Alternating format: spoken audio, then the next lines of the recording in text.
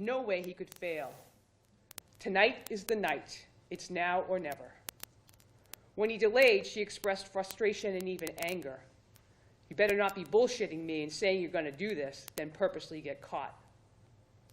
She pressured him not to procrastinate. In one text, when he simply asked her, "How was your day?" she replied, "When are you going to do it? Stop ignoring the question." She helped him devise a plan to kill himself using a combustion engine to poison himself with carbon monoxide gas. She encouraged him to Google ways to make carbon monoxide, but she also proposed other painless and even effective suicide methods, such as hanging or by using a bag. Hanging is painless, and it takes like a second if you do it right. When they finally decided on a portable generator as the mechanism of his death, she told him to take some Benadryl just in case. When the original generator malfunctioned, she told him to get a different gas machine. It was then that he found the gas-powered water pump. She encouraged him to conceal the suicide plan from his parents. She told him to lie to his mother about where he was going so that she would not interfere with him leaving the house to commit suicide. She warned him not to let his father see him get the gas machine. She advised him on how not to get caught, telling him not to do it in his driveway where he would be easily found. She instructed him to go to a secluded parking lot. Just park your car. Sit there. It's not a big deal. She made him promise that he would go through with the plan. "You need to do it, Conrad." "Okay, I'm going to do it today," he said. "You promise?" "Conrad, I promise, babe. I have to now." "Carter, you can't break a promise. Go somewhere. You know you won't get caught. You can find the place. I know you can." And he made good on that promise. Just after 6 p.m. on July 12th, he left his mother's house, telling her that he was going to his friend's house. Instead, he drove to the Kmart parking lot. His last text at 6:25 was to the defendant. "Okay, I'm almost here." She then asks, "Did you delete all the text messages?" But it doesn't end with text messages. After that last text, Conrad called the defendant at 6:28 p.m., where they spoke for 43 minutes. Immediately after that phone call, at 7:12, the defendant called him back, and their phones connected for another 47 minutes. 3 minutes later, at 8:02, the defendant texts a friend that she was just on the phone. Loud noise. She heard moaning, and after 20 minutes, he wouldn't answer when she called his name. I would suggest that the records will show that call was the last call that Conrad Roy ever made. He never used his phone again. And at 8:25, the defendant was texting another friend, "I think he just killed himself." And I would submit it was during that last phone call that Conrad got out of his truck as he was being poisoned, and he got scared. And the defendant fucking told him to get back in. Who would do this and why? I would suggest the evidence will show that the defendant was a very needy person who craved attention from anyone, quite frankly, but she didn't have many close friends. You're going to hear from some of the girls that knew her during high school. I would submit they will tell you that she texted them incessantly. She was trying to get close to them and be part of their lives, but these girls had many things going on, and they really didn't hang around with her outside of school. They had their own activities. So in June of 2014, when the school year was coming to an end, the defendant needed something to get their attention. And she used Conrad as a pawn in her sick game of life and death. She knew her plan to get attention would work because she pre-tested it. On July 10th, 2 days before Conrad committed suicide, she did a dry run, texting several girls that Conrad had gone missing, while simultaneously texting and talking with Conrad, telling him to go get the gas machine. The girls immediately responded, and they started texting to her, texting concern, asking if the police were involved, and again, I talked to his mom at 9. She said they were still looking, but I think soon because it's been 24 hours, and that's when you can report a missing person. And his mom said she was going to call me if she finds him, and she hasn't. She never talked to Conrad's mother. Conrad wasn't even missing. She was talking and texting with Conrad. She also tells her friends in that same July 10, July 11 dry run that it's her fault that she killed himself with the carbon monoxide from a generator. They, again, offering her comfort, tell her it's not her fault. She begins to get the attention that she's been craving for. They are paying attention, so she has to make it happen. She has to make him kill himself so that she continue to get that attention and not be known as a liar.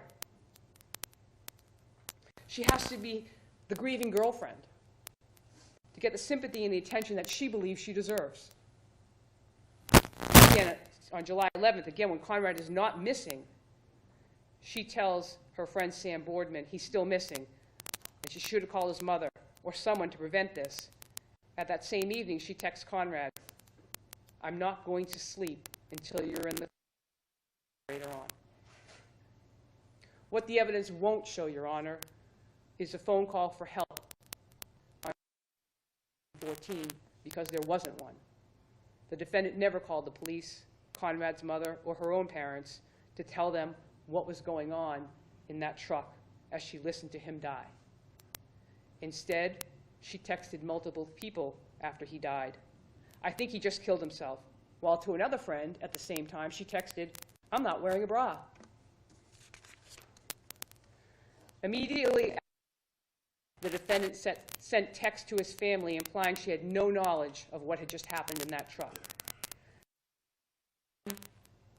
On July 12th, she texts his 14-year-old sister, "Do you know where your brother is?" Her lies continue the next day when she texts Conrad's mother. And this would be for the first time that she's actually texted Conrad's mother, July 13th. She asks his mother if she knows where he is. At no point did the defendant ever mention a thing about her involvement in Conrad's suicide. Instead, she offered to come down to Mattapoisett or Fairhaven and help look for him. She told them to stay positive. From July 13th to December, the defendant texted Conrad's mother, telling her that Conrad loved her and that his death was not his mother's fault. She said she would be there to console the family. She never admitted to anyone in the Roy family that she helped Conrad for weeks to devise a suicide plan, or that she was on the phone with Conrad or knew he committed suicide in the Kmart parking lot. She repeatedly lied to them. "Everyone tried their hardest to save him. I never tried harder at He was the most important person in the world to me. I saw my life with him." She told her friend who knew the reasons why he died, that she was special because she was the last person he talked to. Special. She told Conrad, or she asked Conrad, or she directed Conrad on July he would kill himself, that he should tweet her, that she should be the last shout out before he died. She also told him to write a suicide note, and then, after his death, begged his mother, week after week, to send it to her. When she learned he was cremated, she asked again his little sister if she could have some of his ashes. When she found out he died on July 13th, or when it was confirmed that he was dead by Conrad's mother, she made a Facebook post about his suicide, and again, the floodgates of support for her happened. They were opened. People started texting her, consoling her, visiting her, and she suddenly became important, the grieving girlfriend. In the days following Conrad's death, she sought attention and sympathy, posting frequently on Facebook and her own. She also created what she called Homers for Conrad, a baseball fundraiser in his memory. When she posted that on Facebook, she texted, "LOL, I'm famous now." She became a self-described advocate against suicide, even though she wanted to put herself out there. And with that homers for Conrad, when Conrad's best friend, Tom Gamble, said, "Why is it being held in Plainville? Nobody knows him there. He never been there." She got angry. She told Tom that it was her event. He shouldn't get credit for it, and that it was going to be in Plainville.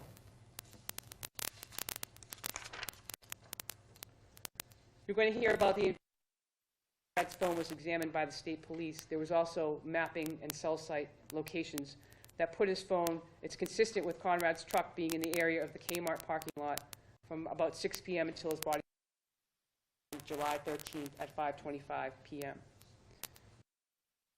Items including the defendant's computer and Conrad's computer were also taken into evidence. On October 2nd of 2014, the defendant was interviewed by the police and her lies continued. She said she intended to report Conrad's suicide plans to his mother, but that she didn't have his mother's phone number. The records will indicate she had the mother's phone number in her phone as early as July 5th. She also told the police that she was unknowingly talking to Conrad on the phone during his suicide, and that when their phones disconnected, she didn't think much of it. But that's not what she said on July 21st after she learned that the detectives had Conrad's phone for examination. They have to go through his phone and see if anyone encouraged him to do it on the text and stuff. They read my messages with him, "I'm done. His family will hate me and I can go to jail." From July 6th to July 12th, she asked Conrad in excess of 40 times when he was going to kill himself. By her wanton and reckless conduct, she committed a felony of involuntary manslaughter, causing serious bodily injury and death to Conrad Roy. There is no doubt, Your Honor, that Conrad Roy had issues and in October of 2012 attempted to take his life. But this was very different. This time was very different. In July of 2014, he had someone berating him day after day, beating him down, telling him he had no good life, no future. And in 2012, when a friend found out that he was taking pills, they called the police. In 2014, Carter on the other end of the phone. She never called anyone for help. She told him to get the fuck back in the car. She put him in that car that night. She listened to him as he died. Her behavior was wanton and reckless, and as a result, Conrad Roy is dead. We'd ask at the end of the trial that you find her guilty of involuntary manslaughter. Thank you, Ms. Flynn. Mr. Cataldo, do you choose to make an opening at this time, sir? Yes, thank you.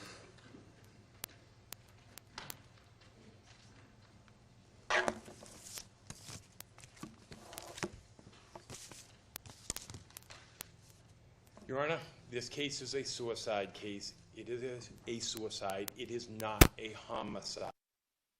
And older than Michelle Carter, who has had a long, long history of suicidality, suicide attempts, suicidal ideation, finally caused his own death. Michelle Carter was not present. Michelle Carter had been texting with him. She did not physically see this individual for over 1 year. The evidence will show at times through the texting. Conrad Roy even acknowledges that Michelle doesn't have influence over her. And the evidence of the texting is overwhelming that Conrad Roy was on this path to take his own life for years. And I would also suggest to this court to go through this case methodically and read in a chronological order. The Commonwealth is trying to have it so that the evidence is all about Michelle Carter. There is so much evidence about Conrad Roy and his decisions and his choices that he made. For instance, the water power pump that caused the death of Conrad Roy, we are told.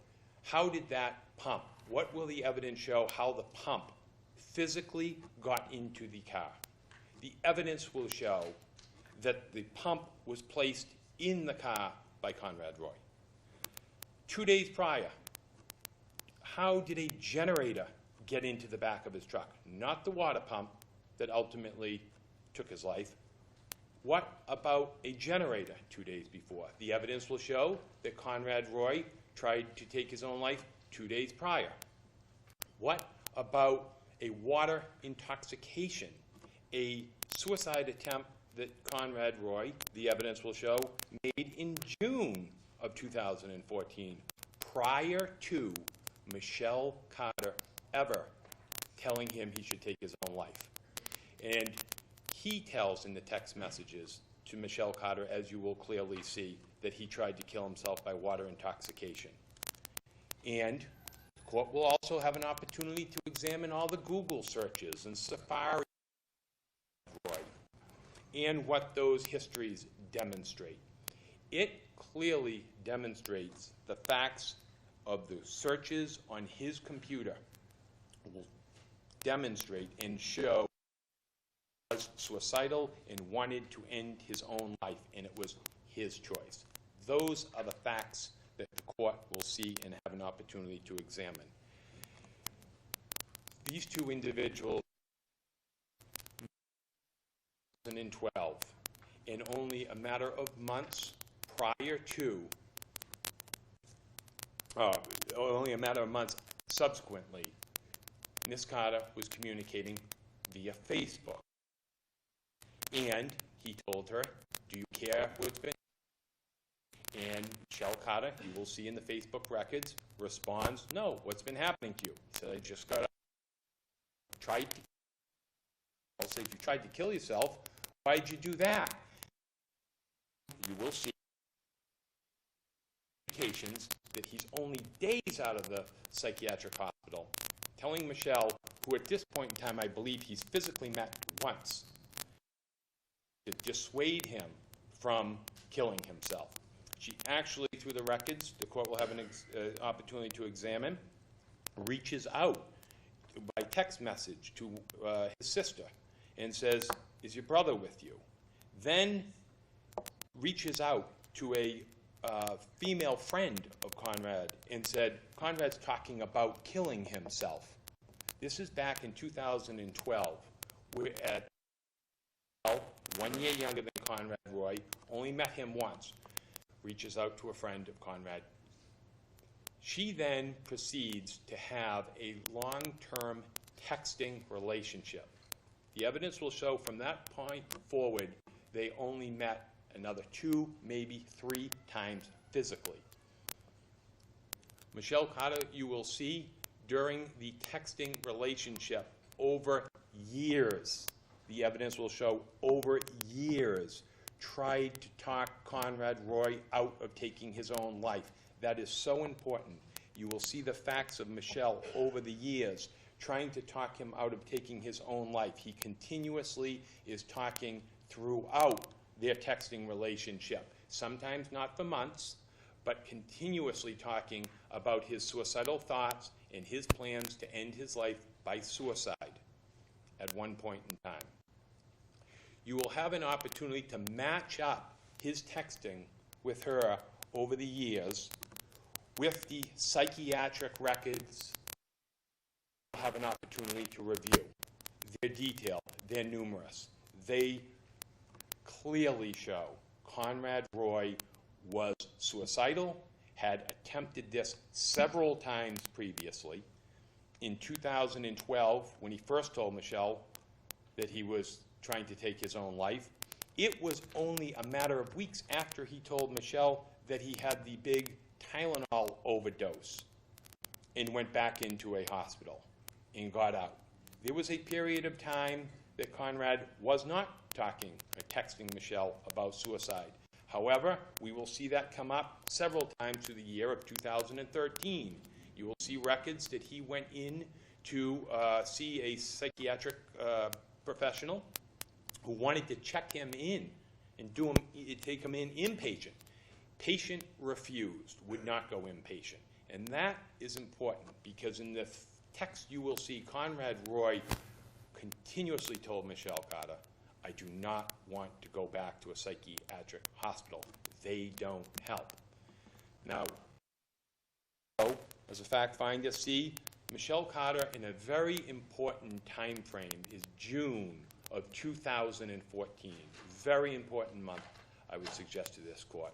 That the facts will show that Michelle Carter is going through her own struggles.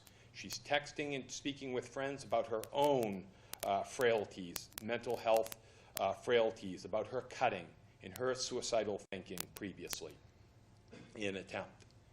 And then you will have an opportunity to watch the conversation by text with Conrad Roy throughout June of Conrad's, and I'll show you a few of the examples in a moment, Your Honor. But to go through with Conrad Roy's text in June is so telling. You will have an opportunity to look and determine if Michelle Carter was trying to talk him out of it. Go to McLean Hospital. They will help you. She had nothing but resistance from Conrad Roy. You will also have an opportunity, Your Honor, to, and I'll get back to the text in one moment, to go through various Google searches during June, if you will, of 2014. You will see 2014. You will have opportunities as a fact finder to look. Have you ever reached for the point in time when you write in committing suicide makes you happy right off of his computer? This is in June, when Michelle Carter has not advocated or encouraged him to commit suicide. The evidence will show that it was Mr. Roy who had a plan to take his own life, a long-held belief. In July, easy ways to find poisons, carbon monoxide poisoning. I mentioned before about, maybe the podium for a minute.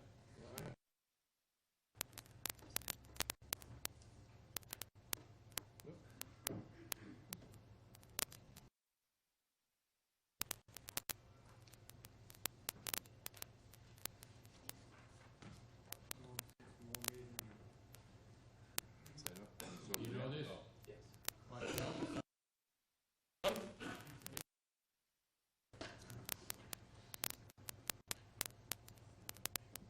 You will see, and the evidence will show, Your Honor, his search term, water intoxication, on June 2014. The evidence will show in the texting, well before Michelle Carter has ever in his plan and thought that that may be a good idea for him, that he is researching water intoxication. One of the great importance of that, Your Honor, is the facts will show that he went in the texting and actually attempted to do that and kill himself prior to Michelle Carter even knowing about it. He tells her in the text messages. We also have other searches, Your Honor. Way to make your death look like an accident. Way to make your death look like an accident in June of 2016. The evidence will show, Your Honor, that Michelle Carter in texting asked Conrad Roy, why would you want to make your death look like an accident? Conrad Roy responds, because I don't want anyone to feel guilty.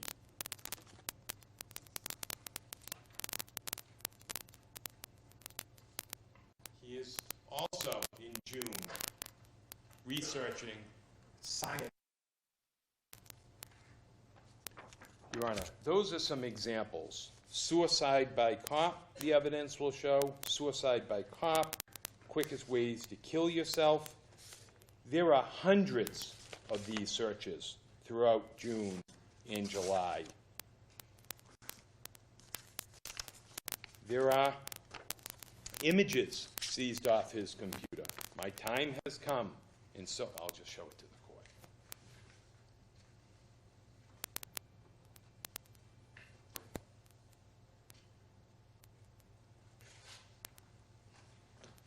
My time has come, and so I'm gone to a better place far beyond. I love you all, as you can see, but it's better now because I'm free. his suicidal thinking, Your Honor, thinking that this was good for him, is clear in this computer image. People say suicide is selfish and cowardly. That's bullshit.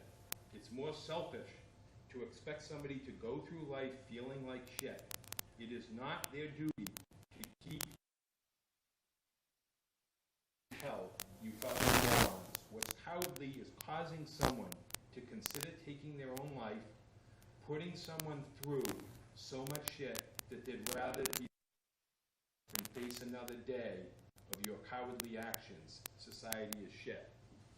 The evidence will show that he was texting Michelle Carter links of the best way to kill yourself. The evidence will show that he was texting Michelle Carter how to kill yourself using the inhalation of carbon monoxide gas. The very way the evidence will show to end his own life.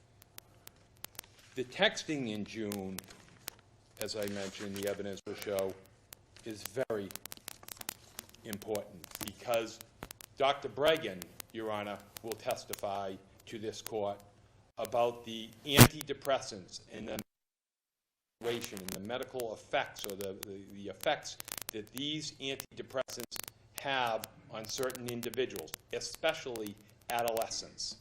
Michelle Carter, in 2014, in June, has gone into McLean Hospital for her issues. She is also in the anchor records. You will have an opportunity to review those anchor records. In them, she tells her counselor she's struggling, that she has a boyfriend who has no support, and she feels overwhelmed by it. Those are the words, that she feels overwhelmed. A 17-year-old dealing with her own hospital, psychiatric inpatient, is dealing with this, sadly. She's receiving text messages. June, the evidence.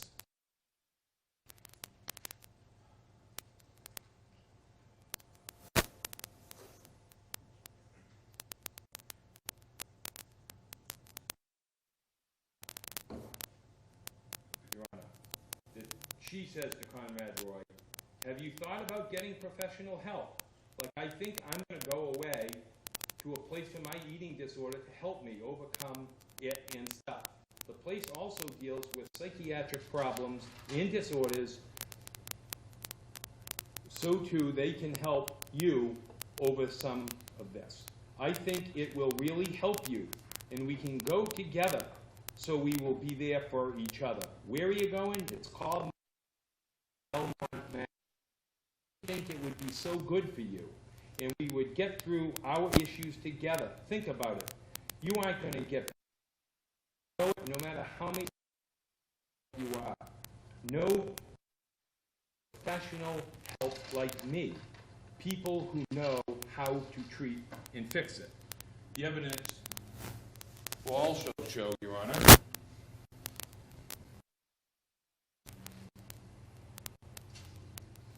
that she continues to ask to come to McLean Hospital. He should go there for the help that she can't provide to him. She sends him, later in June, she sends him links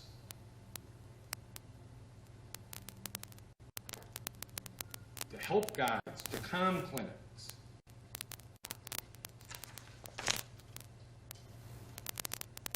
Conrad Roy,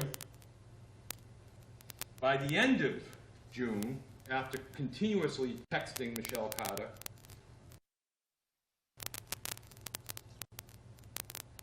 I think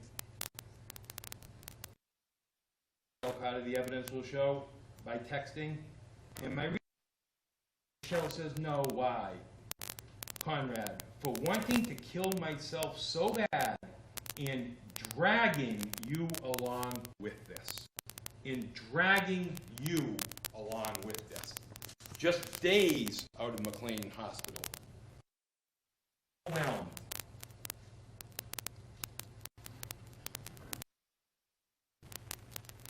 Earlier in the month, I wish you could see yourself as I see you. Then you'd love yourself. It frustrates me. Well, he says, well, I don't. You don't know me well enough. You honestly say that right now, she responds. I know you don't see yourself like that. I said, I wish you could. Conrad, because we have only hung out like 3 times. Evidence will show that their relationship was a texting relationship. It was not a boyfriend-girlfriend getting together physically all the time. You also see texting. I won't go through, obviously, all of them. There are thousands of them. But the texting that led up to the break,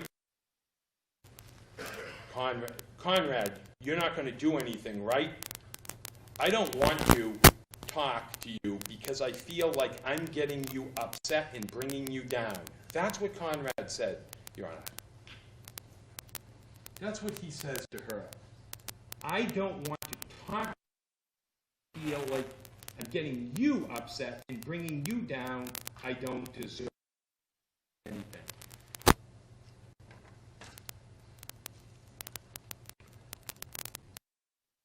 Says, so I'm stuck in this deep hole. Says, I don't want to be dug out.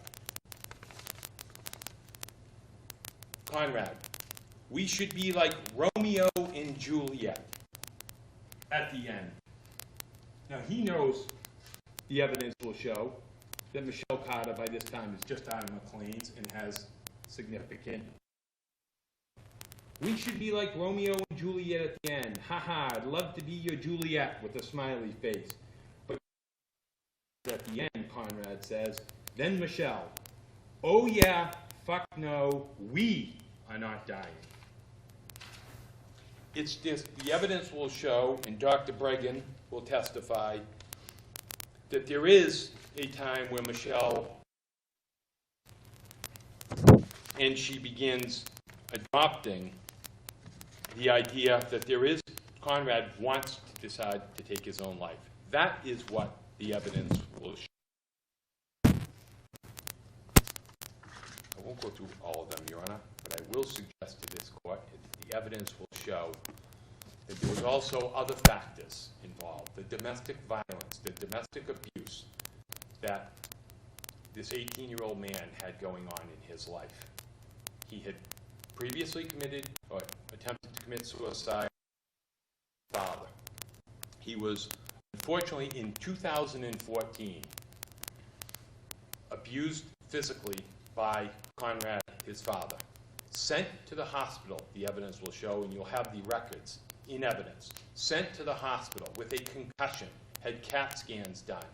You also have the opportunity to go through the records, all these psychiatric records, and you'll see what a profound impact that those issues dealing with the abuse that he suffered, the physical abuse, as well as the verbal abuse from his uncle and grandfather. Those are right out of the records that the court will have an opportunity to review. Those were the people he worked with. The beach with his mother, with his automobile, all set up to go take his own life. He explained that he had been accepted to Fitchburg College, that he didn't want to go to college. And his mother explains to him, well, you don't have to go to college. Maybe you can go to work, psychiatric records. That was a major stressor for this young man.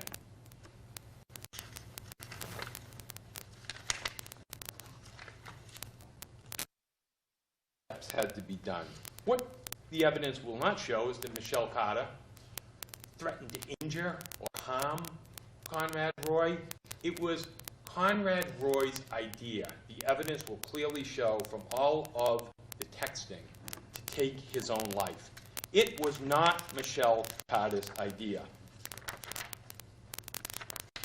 After Conrad Roy had taken his own life, it is obtained and found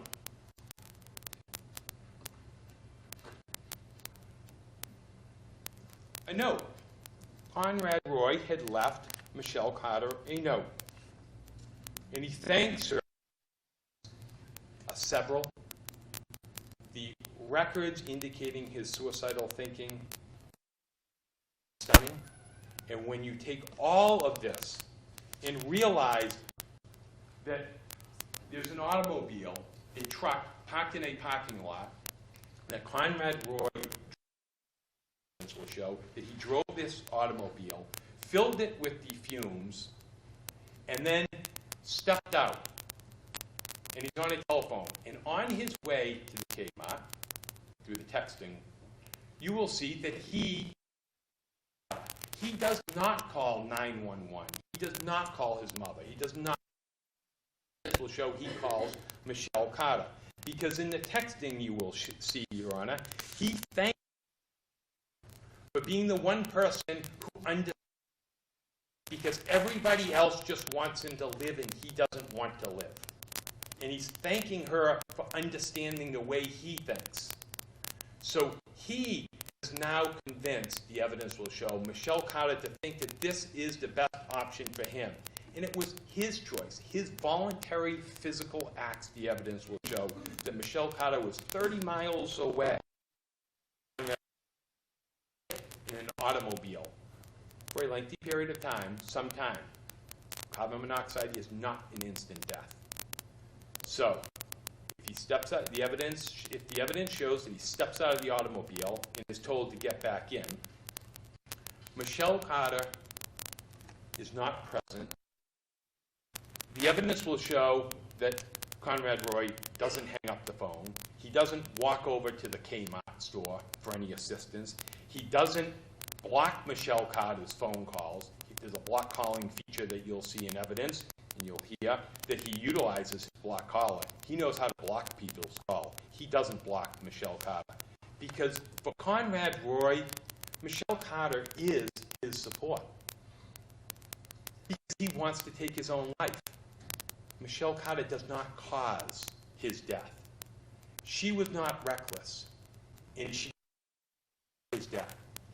She is under the belief, under the influence of the antidepressant SSRIs as an adolescent with impulse control issues and problems.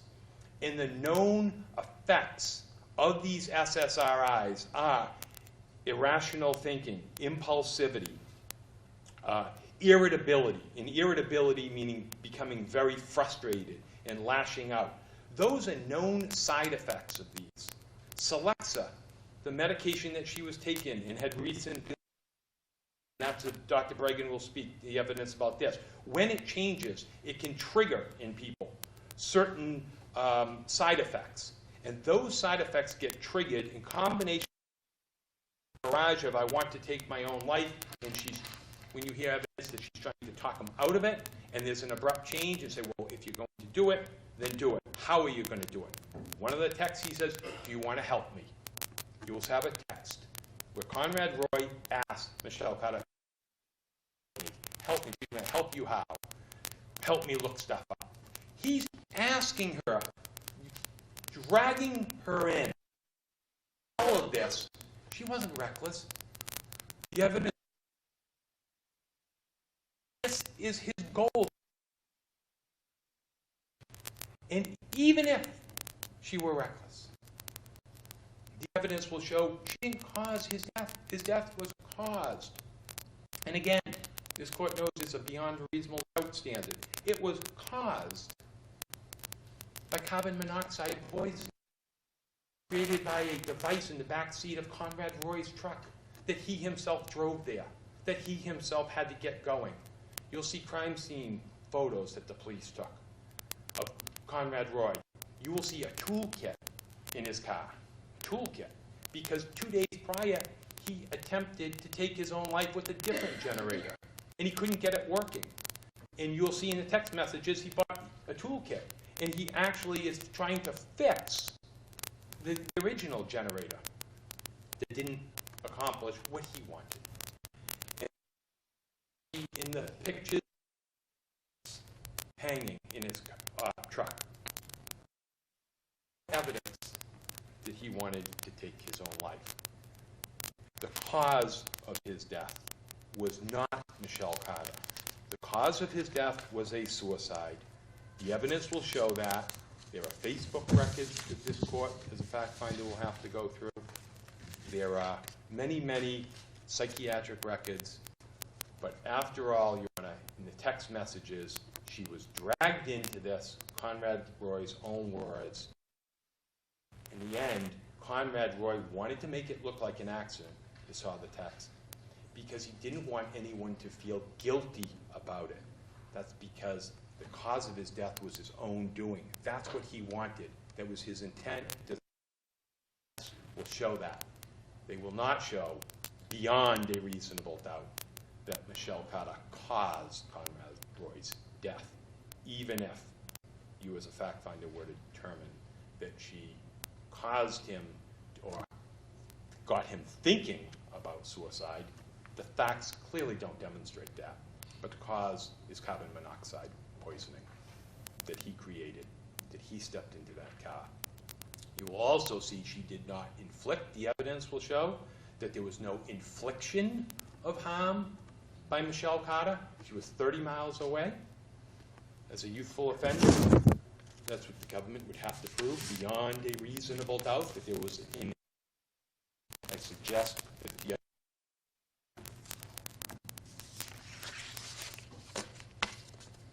Your Honor, we are dealing with a tragedy, a sad story. It's a suicide. Somebody supports another individual in a suicide. It doesn't create a homicide. Proof beyond a reasonable doubt that Michelle Carter caused Conrad Roy's death, I suggest, is lacking. And ask that you find your. Thank you, Mr. Thank you. Cataldo. Counsel, before we proceed to witness testimony, are there any stipulations that either of you would like to put on the record?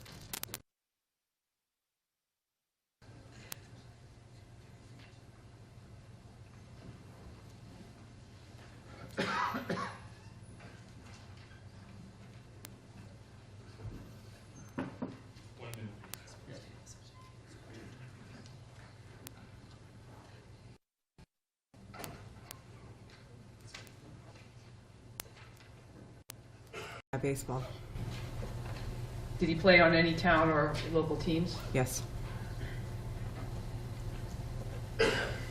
Did Conrad, in his plan to go to Fitchburg, did he have any friends or people he knew that were there? Yes. Who was that? His best friend, Tom What was Tom's last name? Gamble. How did he know Tom Gamble? He's been friends with him since they were young. Did they play baseball together? Yes. Are you still married to Conrad Jr.? No. When did you divorce him? About 6 years ago. So sometime in the time frame of 2011, 2012? Yes. And at that time when you were divorced, what were the living arrangements? Where were you living and where were the children living? At the time of our divorce, Yes. we were living together and we were getting separated. So at the time, how old would Conrad have been when you were 16. Did you notice any change in Conrad at age 16 when you and your husband then were talking about divorce? Yes, he was sad about it, like most children, from a product of divorce. And when you say he was sad, did he do anything to harm himself or say he was going to do anything to harm himself because of that? No. Did he continue to go to school and do the activities that he normally would do? Yes.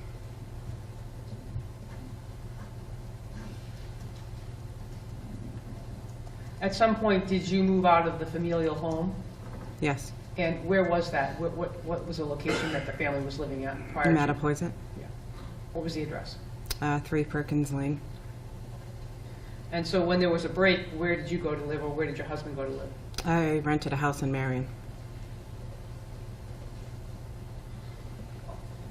And what was the arrangement with your ex-husband with regards to the children?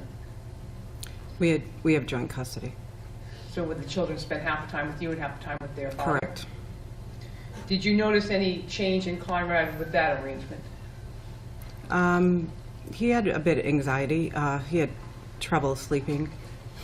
And was that something that he had prior to the divorce, or was that something that you saw that was exasperated by the divorce? It was exasperated. And as a result of seeing that, did you do something to try to help him with that? Yes. And I want to take a step back. Are you employed? Yes. What type of work do you do? I'm a nurse. And how long have you been a nurse?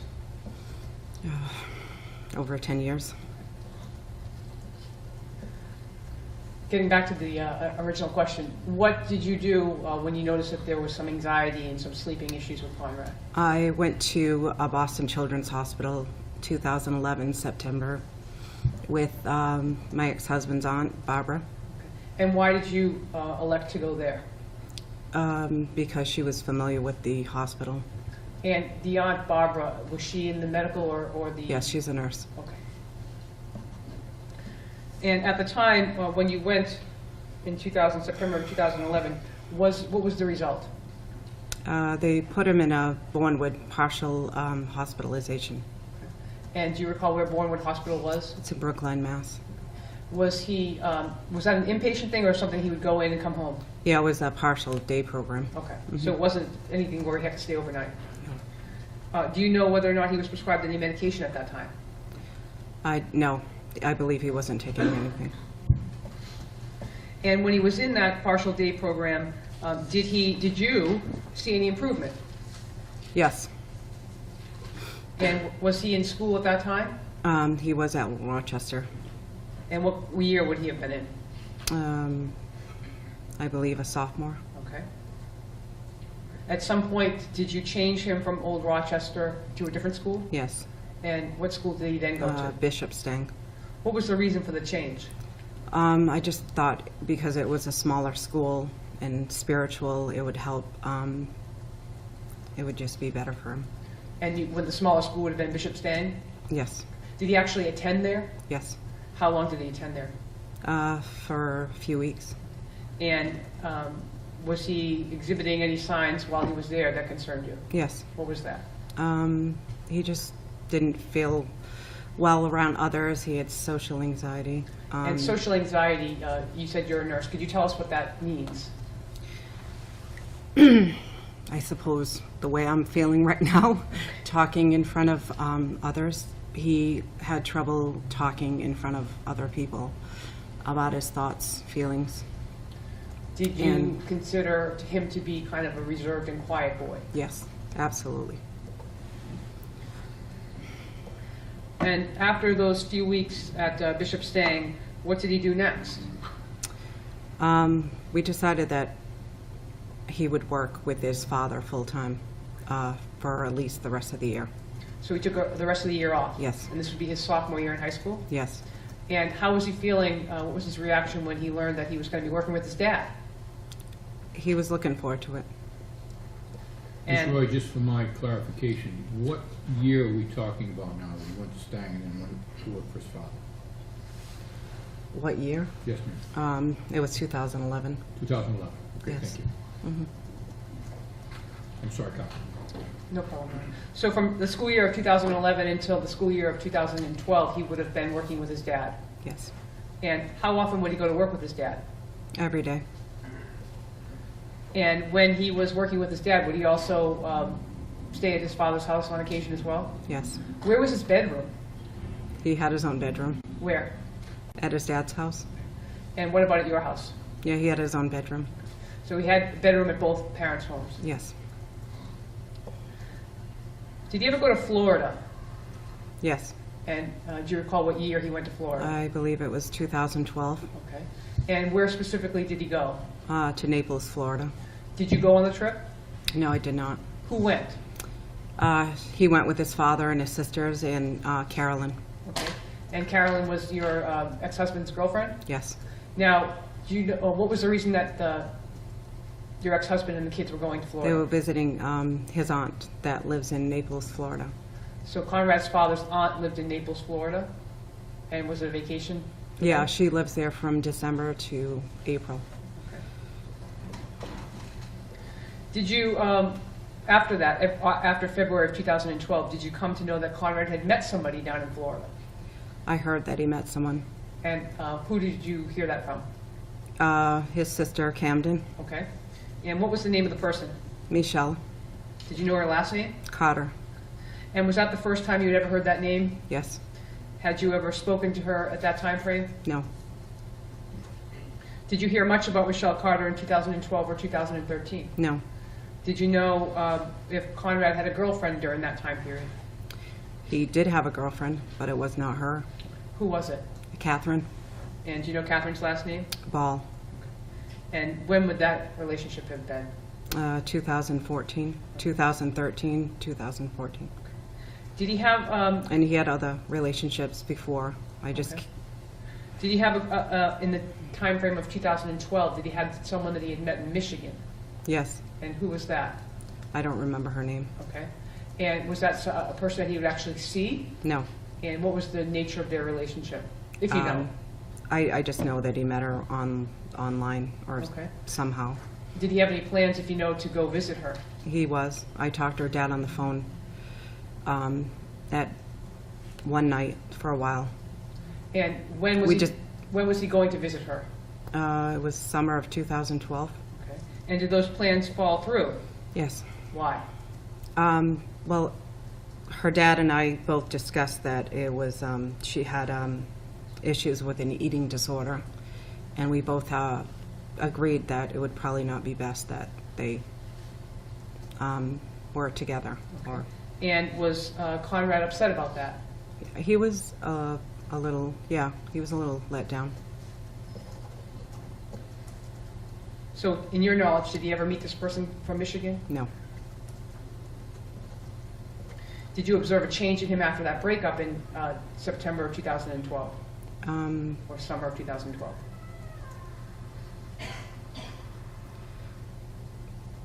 Not so much. Okay. So now, September of 2012, the start of his junior year, was he going to school? He was taking computer classes, Okay. And this was at what school now? Old Rochester. Now, when you say he was taking computer classes, what was the reason that he wasn't enrolled full-time? I believe he started back up full-time, and then he started getting anxious in the classroom. So, And again, it's social anxiety? Mhm. Do you recall whether or not in September of 2012 he was on any medications? no, Do you recall whether or not he was either seeing someone for counseling or therapy? yes. And do you recall who that was? There was different doctors. I know he saw a Dr. Schwartz at one point. I can't recall the other names. Was he playing sports during that time? Yes. And what was he doing? He was playing baseball. Did he also enjoy rowing? Yes. When did he start up with rowing? I'm not certain on the date, Okay. but I believe it was introduced to him around the time that his father was with his girlfriend. Okay. So, And at that time in 2013, was he still living part-time with you and part-time with his dad? yes, Where primarily was he staying? in 2013, with both of us. Okay. Was he still working with his dad? Yes.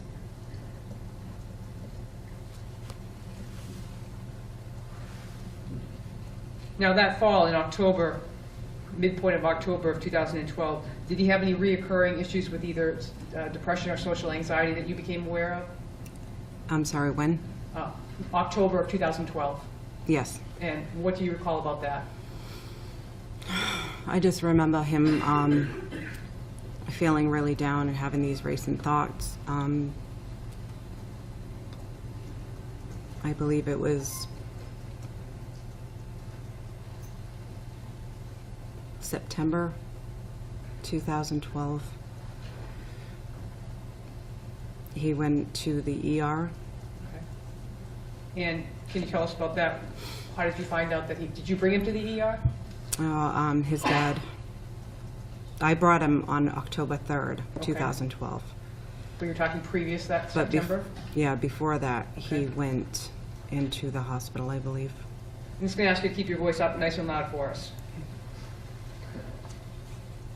So you said that you brought him to either a hospital in October of 2012? October 3rd, And which hospital did you bring him to? St. Luke's, And what was the reason for that? because he was having suicidal thoughts. And did he say that to you? Yes. What did he tell you? Having these racing thoughts, they're not good thoughts, they're bad thoughts. So, And after he told you about that, you sought help for him. of course, And he went with you? yes. Was he then, after you brought him to the hospital, was he then, did he go back to Bournemouth? No, he was, then he was at Arbor Fuller. Okay.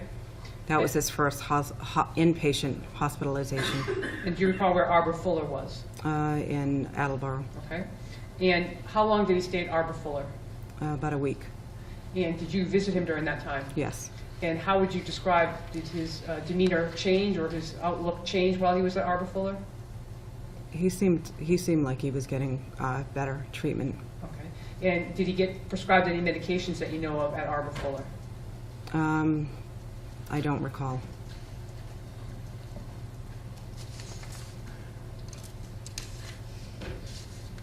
And after he stayed that week, did he go back to resume his schoolwork? He did, but then he had another incident. It was maybe 10 days after, and his father brought him to Toby ER, and then that's when he was admitted to Bournemouth. That was his first inpatient hospitalization at Bournemouth Okay. in Brookline. And this would have been around October 27th of 2012? Yes. And when you said his first attempt, what do you mean by that? That was his first inpatient at Bournemouth, 2012. And he had first gone to Toby Hospital? Yes. And what was the reason that he went, why did he need to go to Toby Hospital? His father brought him. He wasn't feeling well. Okay. And I know it's very hard to ask you to pinpoint specific dates, but I'm going to ask you if you recall either receiving some information on October 27th, 2012 about Conrad and the emergency 911 being called. Okay. Do you recall that? Yes. What do you recall? Where were you when you received some information about that? I was in my car. Okay. Where was he staying on that day, the 26th of October? He was at his dad's house.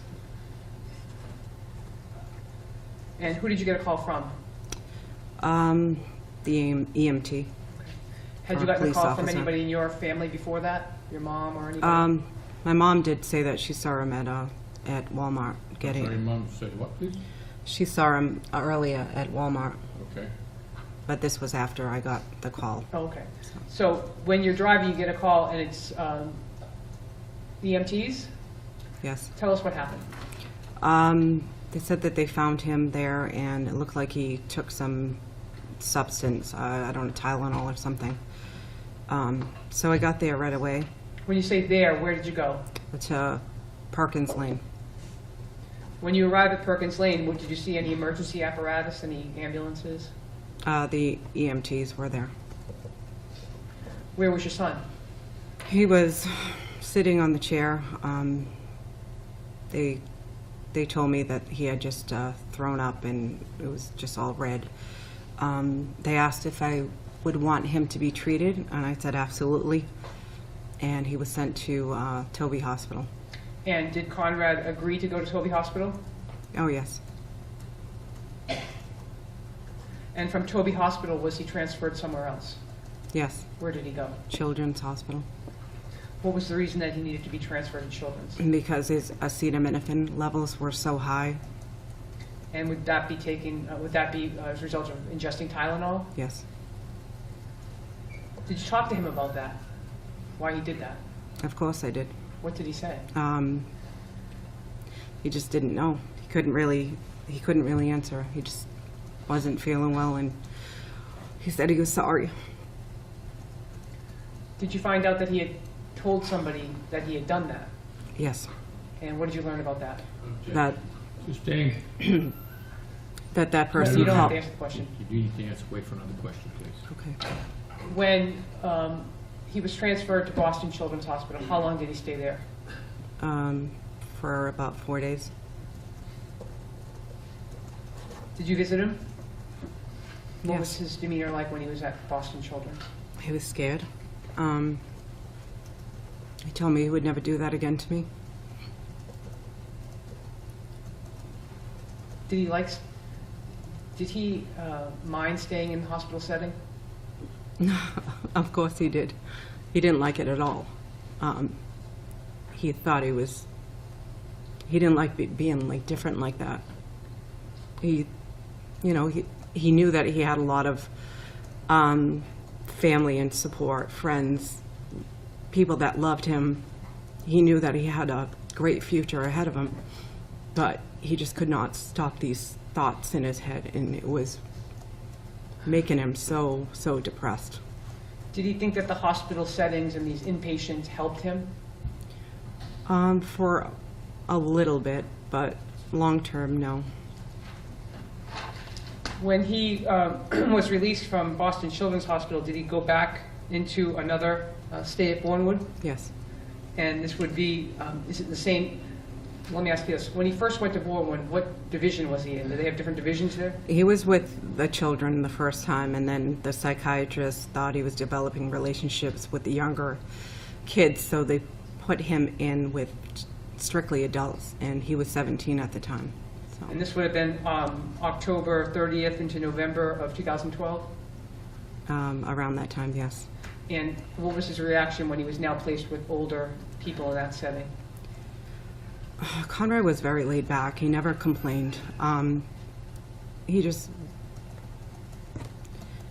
took whatever was given to him, so he really didn't complain much. He did the best he could. He was still having trouble sleeping. I demanded that the psychiatrist sit with him for a while, and that's when he was put on Seroquel. That was the first time he was put on Seroquel? Do you know if he was put on any other medication at that time? I believe trazodone also, and possibly Celexa. And the trazodone, what would that be prescribed for? Sleep. And the Celexa? The Celexa for his depression.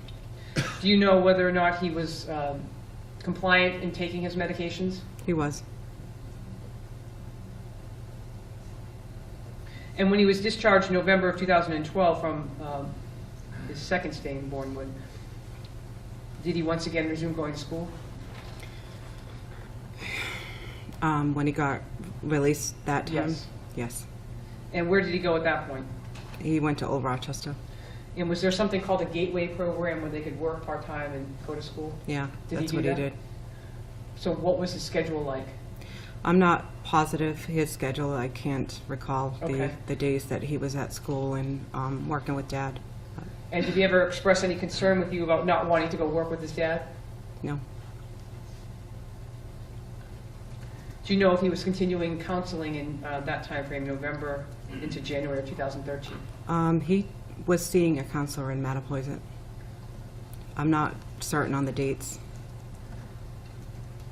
Keeping the time focused on January of 2003 now, up until that point, had you ever heard the name Michelle Carter other than the time when the girls came back from Florida? I know that he went with Camden to her grandmother's funeral. Do you recall what date that would have been? No. Did you ever see her around either your house or hear Conrad saying he was going to visit her? Just, I think once he told me he used my car. Did you consider that she was somebody that was close to him at that time? I just knew that she was a family friend, that's all I knew. Please keep your voice up just a bit. Okay. Were there any other hospitalizations in the year of 2013? No, And did Conrad ever express to you that he was suicidal? no. Was he still playing sports in 2013, the spring and summertime? Yes. And what was he doing at that time? He played baseball in the summer, and he still rode. Was he close to his sisters? Very much. Did he like to socialize outside of his family? Yes, of course. How would he be around strangers? He had anxiety. It was not easy for him to talk to strangers or make conversations. He had trouble with that. At some point, did he go, after he'd been accepted to Fitchburg, did he actually go there to see Tom and kind of check out the campus? He did. And was he planned on staying there for some period of time? Yes. And what happened? I remember our conversations through text message, and he showed me pictures of the bedroom and what he put on the wall, and he was really excited. He got food for the apartment, sheets, everything. And then he told me a story about a boy throwing a brick through his mother's car window or something, and I said, well, you can always go back to your roots, because Fitchburg is a little noisier than Mattapoisett. I remember having that conversation that you can always start a family someday back your roots in Mattapoisett. And I just remember him texted me one of the nights, and he's like, hey, Mom, can we talk? He'd always say that, hey, Mom, can we talk?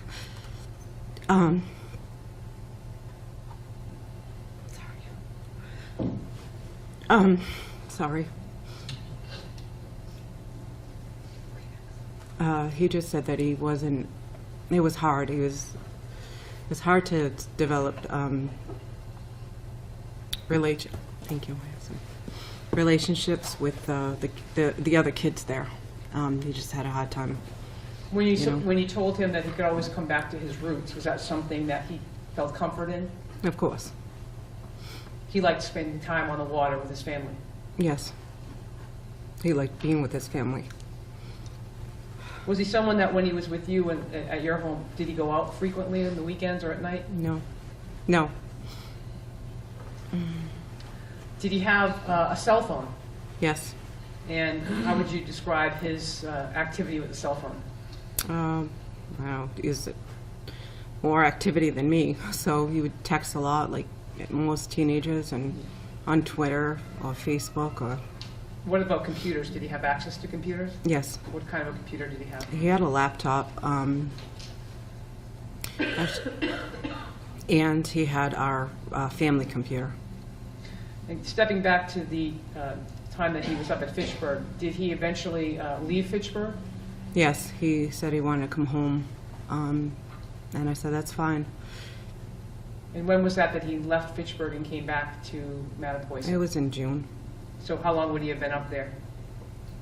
He wasn't even there more than a few days. And this would be June of 2014. Yes. The computer that you mentioned, at some point, did you turn those over to the police? Yes. Prior to 2014, did you ever see or meet Michelle Carter? Yes. Where was that? At his baseball game in Marion, 2013. And let's talk about that. When you saw her, were you introduced to her? Yes. And who introduced you? She did. She introduced herself to me. And what did she tell you? I'm Michelle. Did you have any understanding at that point whether or not she was just a friend or more than a friend? I just thought it was a friend that he liked. Okay. Do you see Michelle Carter present in the courtroom today? Yes. Could you please point to her, identify something that she's wearing? I don't know. A red shirt. Looks Your like. Honor, may the record reflect identification of the defendant.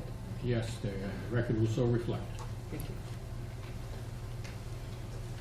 So in 2013, what was your understanding of the relationship between the defendant and Michelle Carter? I thought they were just friends. They live far away, so. Where do you know, or where did she live? Plainville. Over that period of time, did you ever know that they were in communication by either social media or texting? Yeah, I saw him text her all the time And how do you know it was her that he was texting? because I saw Michelle Carter on his phone. And when was that you saw him texting her? Often it was a couple of months before he died.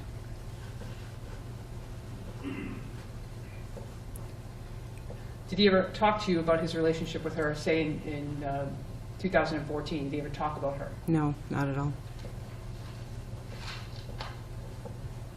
In 2014, did he ever express to you any intent to harm himself? No.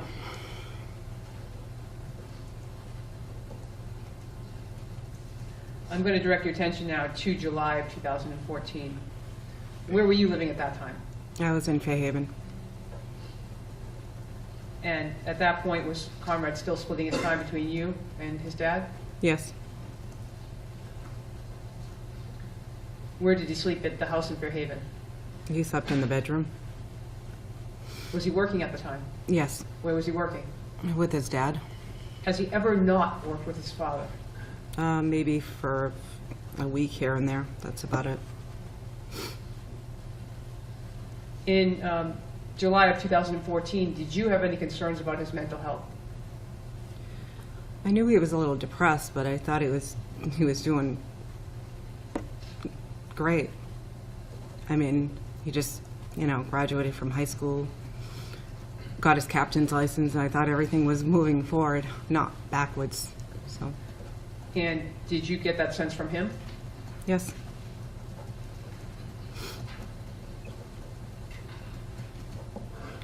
Do you know if he was in counseling in that period, June, July know. of 2014? I know one of the days we looked at what counselors were in the area with our insurance.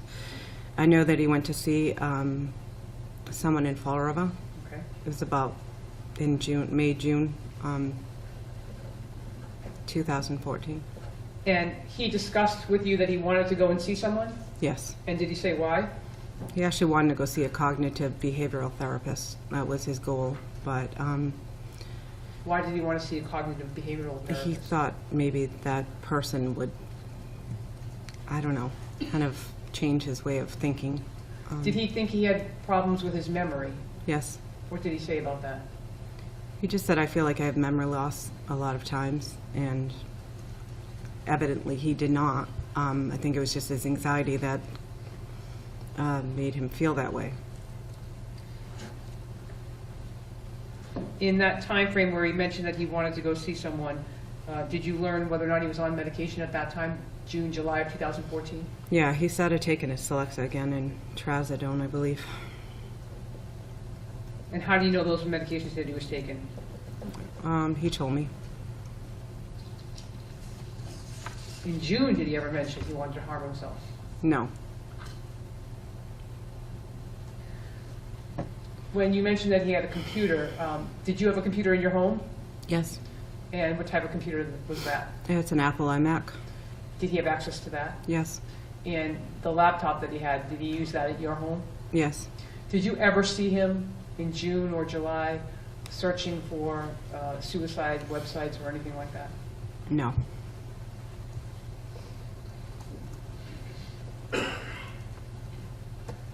And at that time, in the summer of 2014, who was he friendly with? In the summer of 2014. Yes.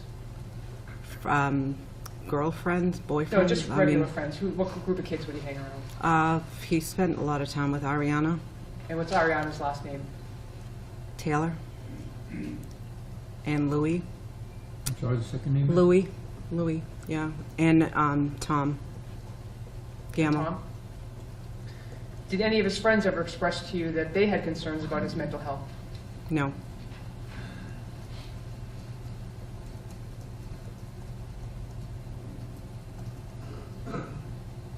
Again, that first few weeks of July, say July 1st, up until your son passed away, did you ever talk to Michelle Carter? No. I'm going to direct your attention to July 12th of 2014. That was the last day you saw your son. What did you do that day? The girls wanted to go to the speech in Westport, and he wanted to come with us. Had you seen him that morning? Well, let me ask you this. What time was it that the plan was to He go to the was with beach? me that morning. He was with me the night before, And so the night before would have been on the 11th of July. the 12th, the 11th, yes. What was he doing at your home the 11th of July? And we just, we made dinner and he was there with us and he slept home that night. Did you see him on his phone texting? He was always doing that. And so now, the morning hours of July 12th, 2014, what's the plan and what time is it that you go to the beach? I don't know, we went late. I don't know, he went to his dad's house to get his bathing suit. Okay, so he had clothing still at his dad's house. And Yes. in order to go to the beach, he had to go to his dad's house to get his bathing suit. Mm-hmm. How was his demeanor on that day? It was fine. Didn't feel like anything was unusual. Did you see him with any, well, let me ask you this. When he went to his dad's house, what kind of a car was he driving? His truck, What kind of a truck did he drive? it's a Ford, I believe 250, What color? diesel, black, The diesel truck. very loud.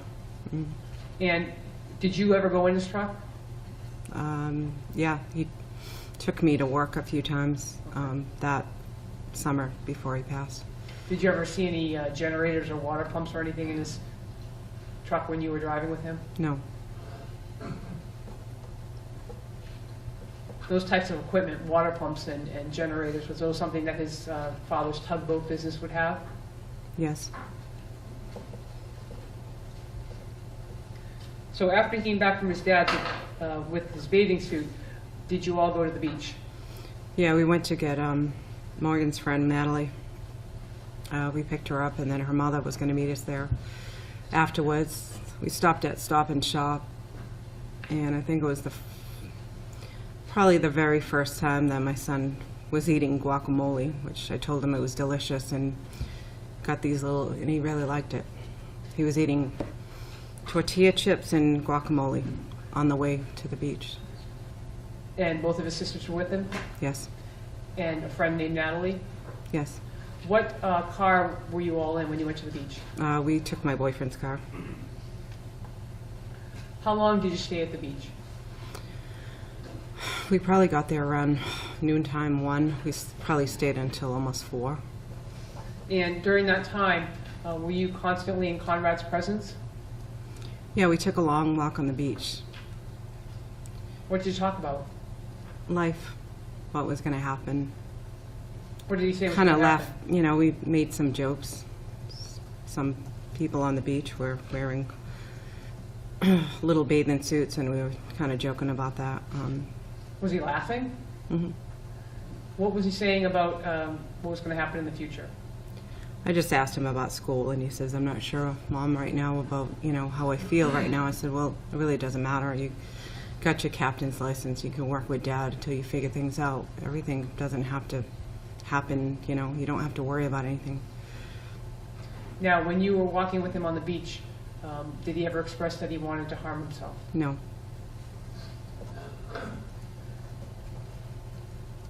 From the time, from noontime till about 4, did you ever see him using his phone while he was at the beach? yeah, he asked me to go sit in the car, and I'm like, Conrad, why would you want to, it's so warm out, and why would you want to do that? So he went to, because I guess there was no reception on the beach, so he wanted to leave and go into the parking lot. I didn't think, hey, kids, teenagers want their phones with them all the time, so. How long do you think that he was up in the parking lot area? Well, my friend Jody, when she came to meet us at the beach, she saw him in the parking lot on his phone. He was probably gone for maybe half hour. Okay. And then he came back and sat down, and Morgan went to get some clam cakes. And that was the last thing that I shared with him, that we ate together. And so then you left the beach? Yeah, we left the beach, and then the girls wanted to get ice cream at a place nearby, and the line was so long. So I asked him, I said, when we get back, could you take them for ice cream for me? What did he say? He did. Did he Yeah. seem happy? He seemed fine, yeah. I gave him my credit card, and he took my car, and he got them whatever they wanted. And Camden told me he had a hot dog and a lime Ricky. What car did they go in to go to the ice cream? I had a Volvo station wagon. What time did they come home from having ice cream? Must have been around 5:30, so, And this is now 5:30 on July 12th, Saturday evening. yes. What were your plans for that night? I just had a few people come over. We didn't really have any plans. My boyfriend was making dinner for all of us. And at some point after 5:30, did Conrad leave the home? He did. What did he tell you? When he was sitting there, my boyfriend made a joke with him about, something, and he was smiling, and maybe a half hour later, I remember I was standing in the kitchen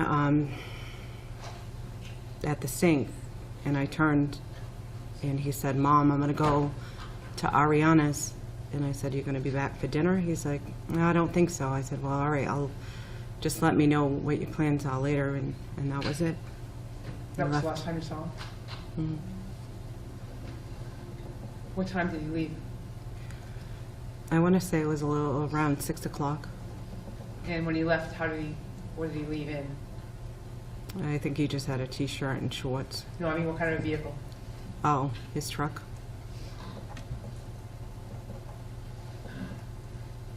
Did you see him take anything with him when he left? No. Did you try to contact him later that night? Yes. And what time was that? It was after 10. 10 p.m.? Yeah. And how did you try to contact him? I just texted him and I asked him, when do you think you're going to be home? Did he reply to your text? No. Was that normal for him?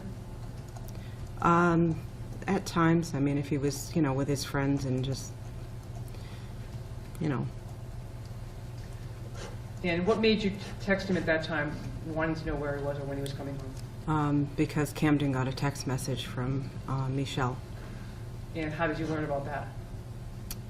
Camden told me, she's like, "I don't know what to say, Mom, because he's at Ariana's, and Michelle is saying that they're boyfriend and girlfriend now, and I don't know what to say." And I said, "Well, just say that he's at Dad's house, because you know how girls get, they get jealous." Was that the truth? I'm sorry? Was that the truth that he was at his dad's house? No, he was at Ariana's.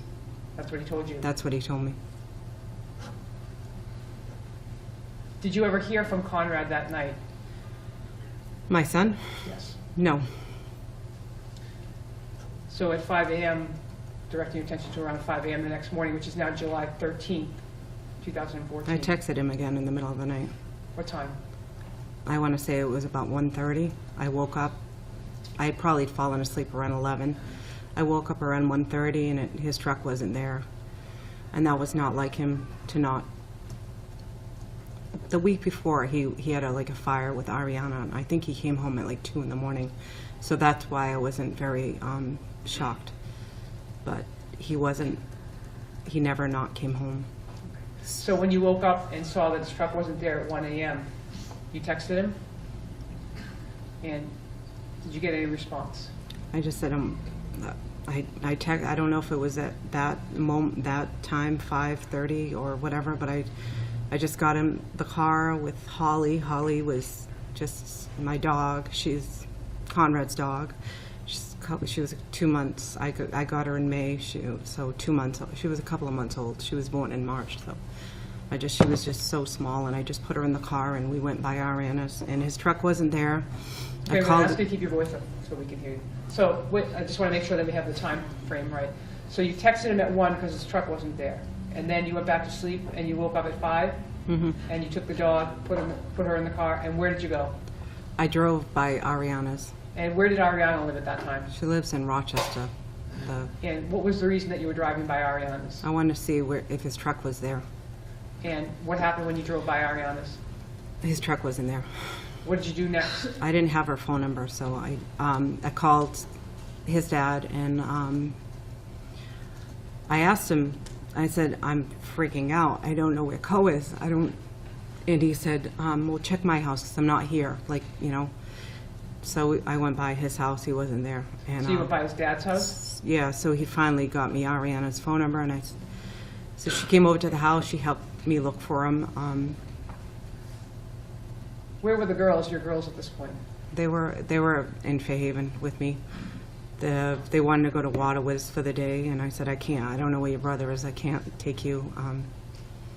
So we ended up taking them in the morning, but I got in touch with the Mattapoisett and the Fairhaven police officer. And, I want to slow you down right here. What time, first of all, which police department did you call first? Mattapoisett, And what was the reason for that? because he lived in Mattapoisett. And after, what did you tell them? I just told him I can't find my son, and he said, well, given the circumstance prior of his first suicide attempt, they said they'll, and because he was 18 at the time, so they didn't feel like they should look for an 18-year-old. So And did they ask you how long you've been missing? they told me to. I don't remember if I told them, but they told me to direct it to the Fairhaven Police Department. Did you do that? Yes. And do you recall about what time on the 13th that you called the Fairhaven Police? I don't know, maybe 10:30 in the morning. At some point, did a Fairhaven officer come to your home and Yes. speak with you? And without getting into the conversation, you told them essentially what your concerns were? Yes, And did you give them a description of your son yes, and a description of the vehicle? yes. Did you have his license plate number? Did you know his registration? No, I did not. No, at the time, did you know? No.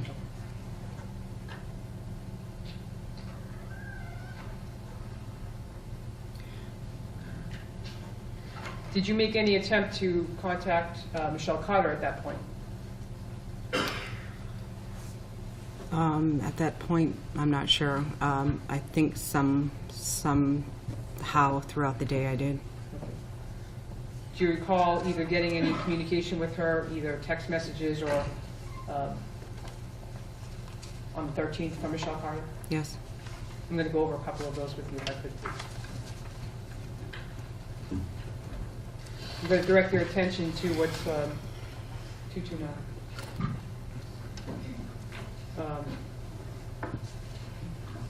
The date being July 13th, 2014. It's the second one from the bottom, you see 239. Hi, just checking in, any news? Do you recall that text message? Yes. And that's to you from Michelle Carter.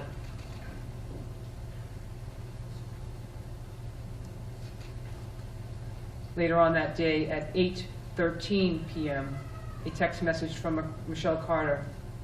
You see it there, number 238? Yes.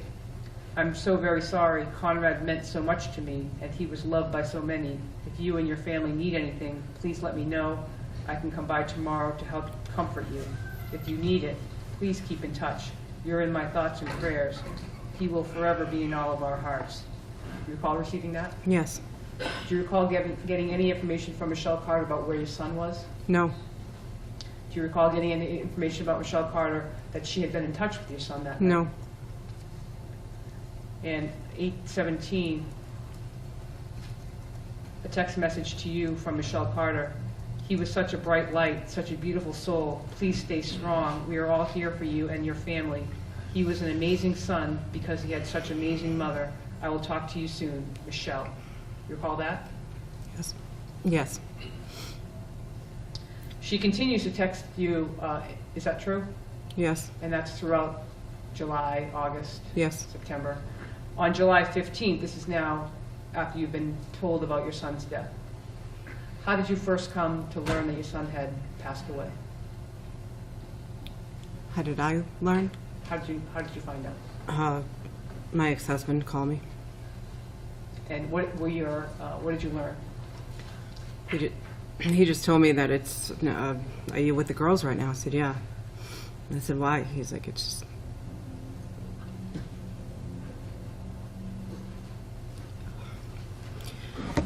There's yellow tape around Of July. This would be after, when were Conrad's services? the 19th.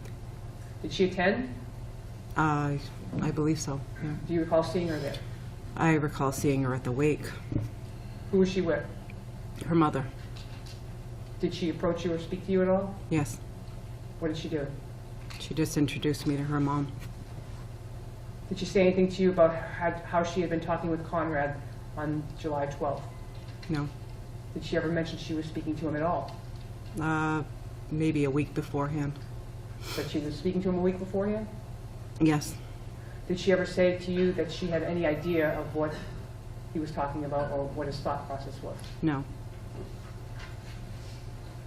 And in July 19th, that 2014 text at 9:54 p.m., this is after the services, she texts you, "You were so strong today. The services were so beautiful. I wish he knew how many people loved him. May all of our love and support keep you warm and strong. We love you, Lynn. I'll be over soon. I'll stay in touch." Do you recall that? Yes.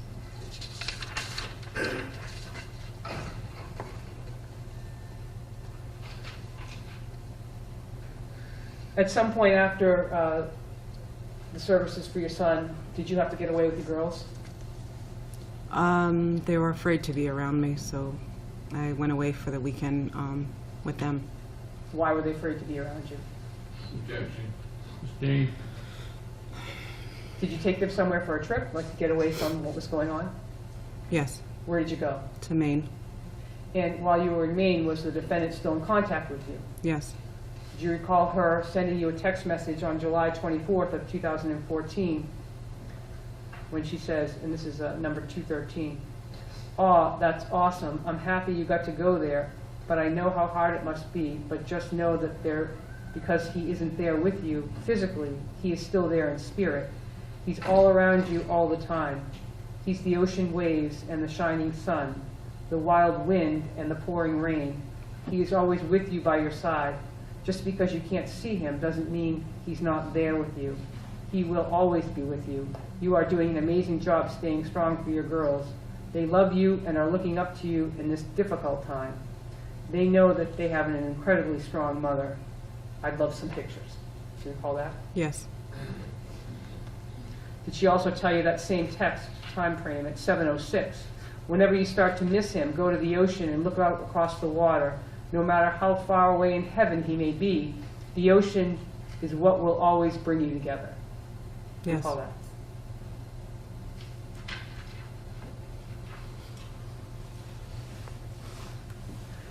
At 7:55, again on July 24th, from Michelle Carter to you, do you recall this message? "You're beautiful, Lynn. I love you too, and I'll always be here to support you and love you and give you all the words you need to hear to help you through this. I'm always going to be here for you.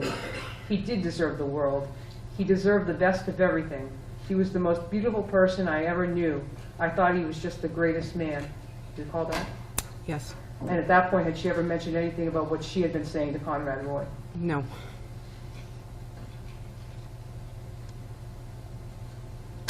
On 7:25, text number 206, at 6:24 p.m., do you recall this text message from Michelle Carter to you? "Lynn, I never want to hear you say that. You did not fail him, not even a little bit. You tried your hardest. I tried my hardest. Everyone tried their hardest to save him. But he on taking his life, I never tried harder at something in my life. He was the most important person in the world to me. I saw my life with him. I wish things could be so different now, too. But you need to know that this is not your fault. It's hard to believe it now, and it may be for a while, but it's something that you need to let yourself accept and believe, or else you will never truly live again. If anything, it's my fault, and it's something I'll never forgive myself for. But we have each other and everyone else to help us through this. I will love you and support you forever. You are not alone." Do you recall that? Yes. And these messages, again, continue into July 26th of 2014. Does she tell you at some point, or do you learn that she's going to organize a baseball tournament in honor of your son? Yes. And in a text message on July 26th at 10:34 a.m., do you recall receiving this from Michelle Carter? "I so want to organize a baseball-softball tournament in honor of Conrad because he loved the Red Sox and played baseball and loved the game, as you know. I know people always do walks and stuff to raise awareness and remember someone. but I want to do a baseball tournament, and it will be in his honor. I came up with the name of Homers for Conrad, and the money will go to a suicide prevention awareness organization I found. And for every home run hit, I was thinking maybe some money would go to a scholarship that you made in his honor. That would be a cool little addition. What do you think? Do you recall that? Yes. And again, has she ever mentioned anything about what she'd been saying to Conrad? No.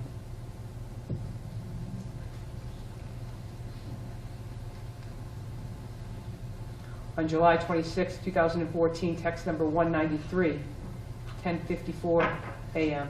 Do you recall receiving this from Michelle Carter? I understand, but yes, I am very passionate about this idea. I also want to raise awareness as best I can because I don't want to have any other family or person to suffer from losing a loved one to mental illness. I did some research and I found a ball field in your town with 4 fields that would be perfect. And then she goes on. She also talks about having it potentially in her hometown of Plainville. Is that true? Yes. Did she or did you ever mention to her that Conrad had written a suicide letter to her? Yes. What did you tell her about that? I read it to her over the phone after he died. Where did you find it? Or did you find it? Yeah, it was in a notebook. It was either my house or Dad's house. And when you read this letter to her over the phone, what was her reaction? She just kept asking me throughout the summer if she could get that note. And what did you do with the note? I had to give evidence to the police, everything that he used.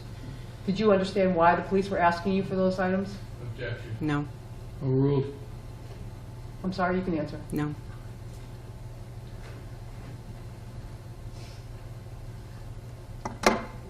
Did she begin, after you had read that letter, did she begin asking you constantly for it? Yes, And did you tell her why you couldn't give it to her? yes. What did you tell her? I don't know, it was just a routine, thing that, just because he died in an open area. Okay.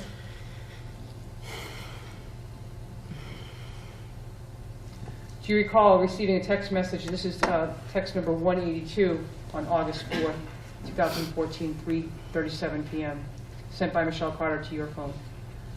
That's expected, understanding that you still have been able to find peace. Everyone knows how difficult this process is for you, but we are all here for support and comfort. I know how hard being around people, but it's actually a good thing to try to ease into. You can't stay in your house and think about it. You need to get out and live your life. That's what Conrad would have wanted for you.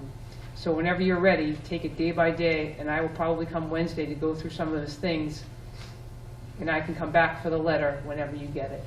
Do you recall that? Yes,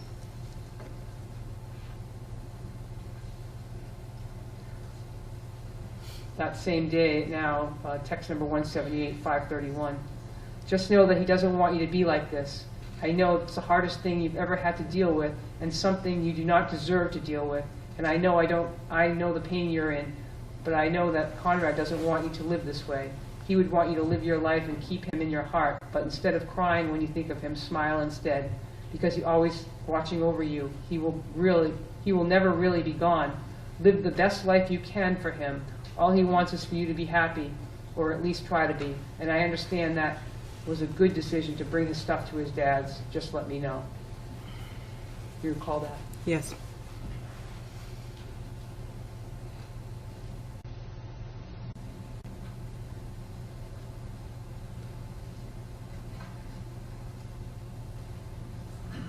On August 4th, 2014, at 5:48 p.m., text number 172. Do you recall receiving this? I loved him, Lynn. I thought he was the most extraordinary person, and I know I'm young, but I saw the rest of my life with him, and he told me the same.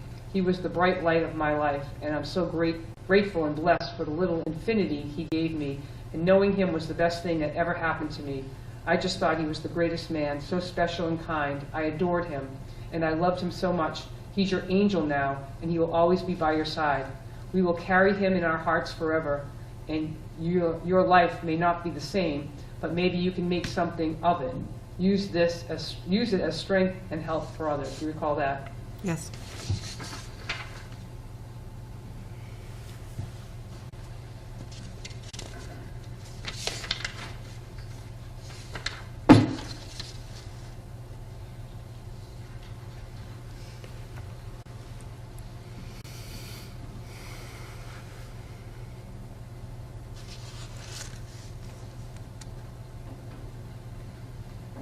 Do you recall on August 6th, text number 156 at 11:29 a.m., a text message from Michelle Carter's phone to you? Counsel, are these records coming in, Yes, Your Honor. and why are they all being read to me now? Because I think the record needs to be clear. Well, if they're exhibits, they will be a part of the record. Duly noted, Your Honor. If I could just point out one more. Yes.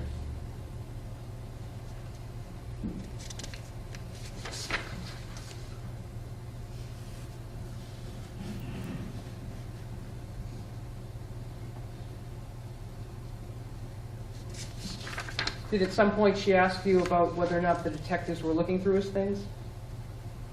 I believe so.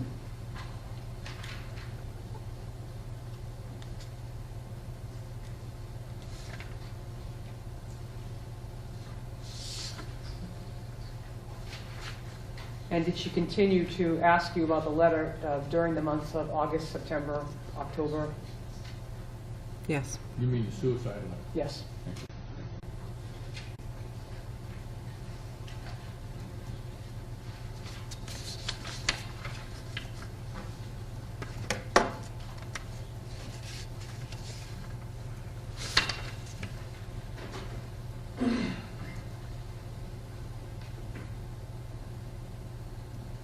Did you actually go to this Homers for Conrad event? Yes. And where was that held? In Plainville, Mass. Did you ever have any conversations with Michelle Carter about that, why it was being held in Plainville? No. And when, who went with you to the event? The girls went with their dad, and I went with my boyfriend. And what was the actual date, do you recall? September 13th, 2014. And why was that date significant? Because it was the day after his birthday. And would this be the third time that you had seen Michelle Carter in your Yes. life? And how did you, well, let me ask you this, describe the event, what was going on? At the baseball tournament. Yes. It was just, she just wanted to do a fundraiser in honor of him. And when you went there, was there a lot of people there? Yes. And how many people would you say were in attendance? I don't know, maybe 6 or 7 teams. And so 6 or 7 teams, multiple people on each team? Mm-hmm. How many people in total, if you had to guess? I don't know, maybe 70. Okay. And were some of them her friends? They were mostly all her friends and family. Okay. And so how did you feel when you were there? I wasn't ready. I mean, I don't know. I mean, but I thought it was nice what she was doing. And again, had she had any conversation with you up in this point, and this is now September 13 of 2014, about being on the phone with your son on the night that he died? No.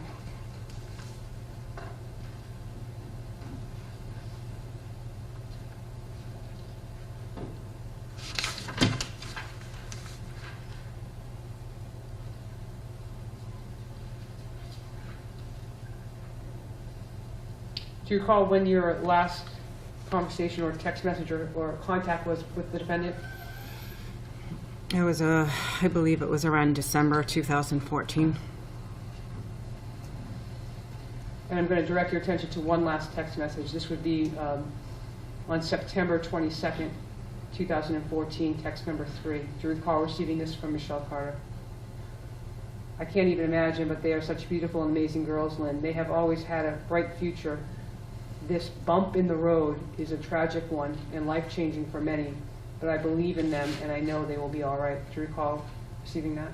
Yes. Who was she talking about? The bump in the road. No, who were the girls that she was talking about? My girls.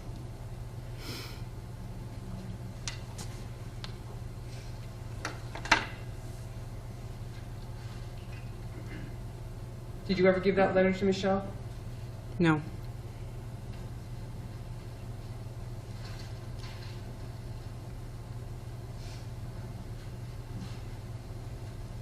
Did you ever communicate with Michelle Carter's parents at all? Yes. And how was that? Her mother messaged me on Facebook. And when was that you would have gotten the message, if you recall? Maybe a few months after Co passed. Was it after the fundraising event? It was before. One moment, please, Ron.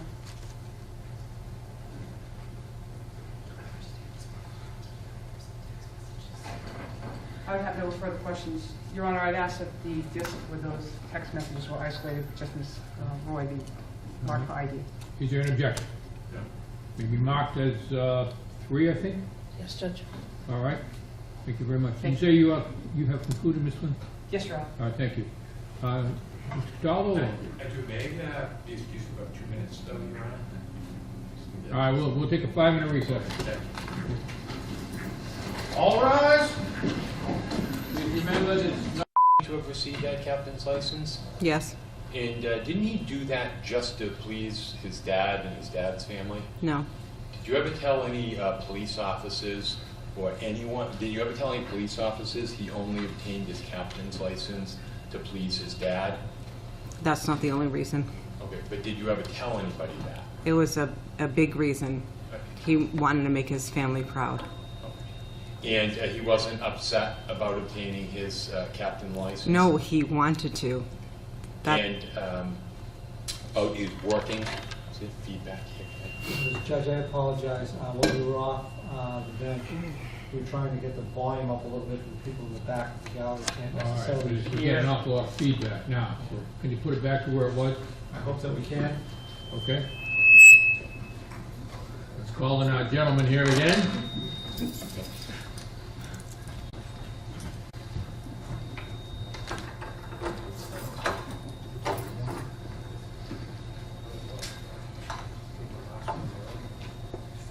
Just be clear, Judge, the recording system. If seems you're to be- sitting in the back and you're not hearing well, there appears to be some seats. You should feel free, even if you're a member of the press, to move a little bit forward. The restrictions as to the press are now different because of the fact we don't have a jury. As well. So if you need to move a little closer, Feedback, please sounds feel good. free to do so.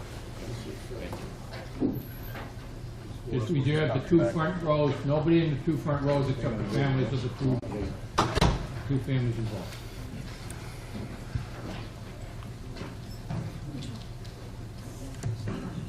Goodness, thank you.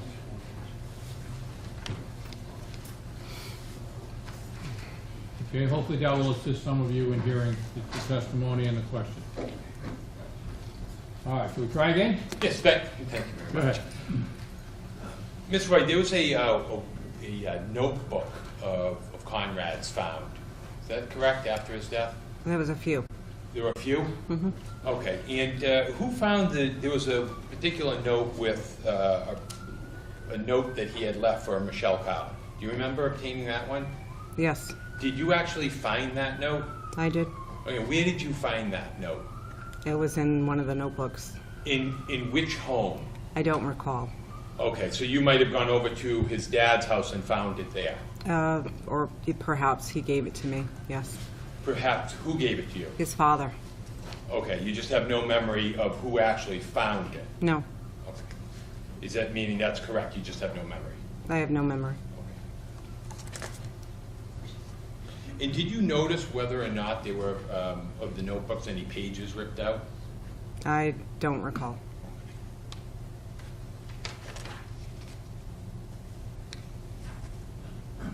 And in 2013, in the summer of 2013, how was Conrad doing? He was working, playing baseball. Did he go in to see a Dr. Brule? That was his pediatrician. Okay, and did you accompany him to Dr. Brule's office? Probably.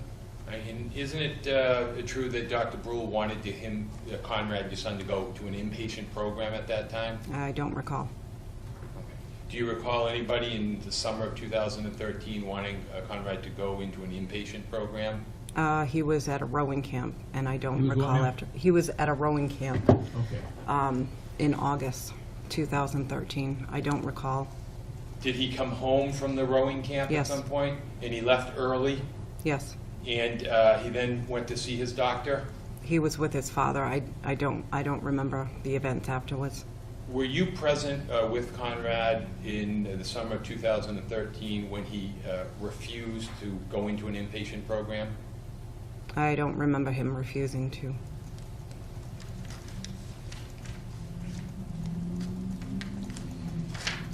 Now, you are a nurse by training, is that correct?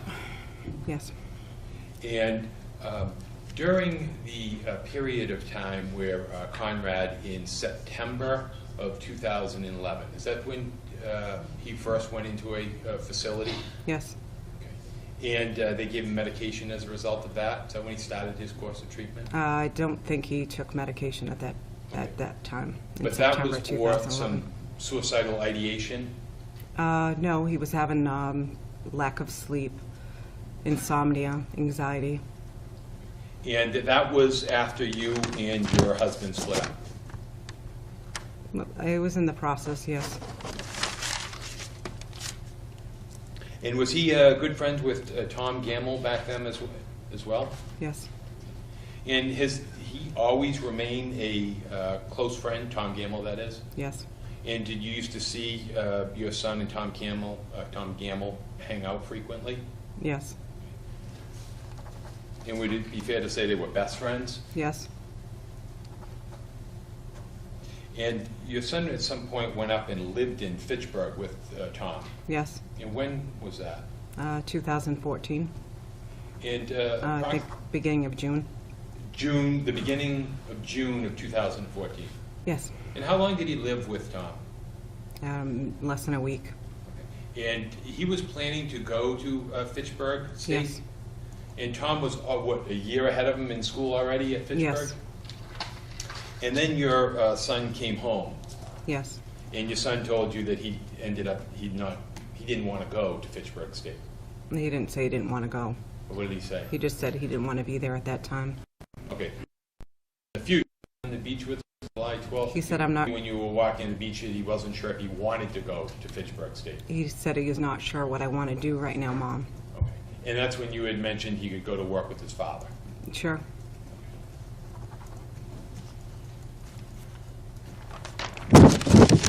In that time that you were on the beach, who was present other than you and your son? My daughters and their friend Natalie. And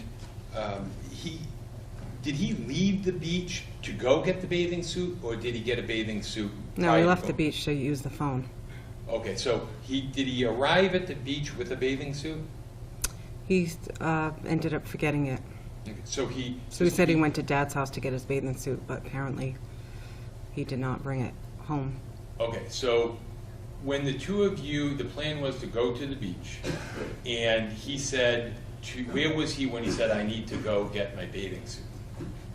He was at my house. Okay. And In the so morning. You went to the beach in two separate automobiles? No, he left my house, went to Dad's house to get his bathing suit in the No. morning. I'm sorry, you and your son, did you go to the beach in two separate automobiles? No, we were together. In whose automobile? My boyfriend's car. Okay. But he left separately to go get his bathing suit? Yeah, that was Saturday morning.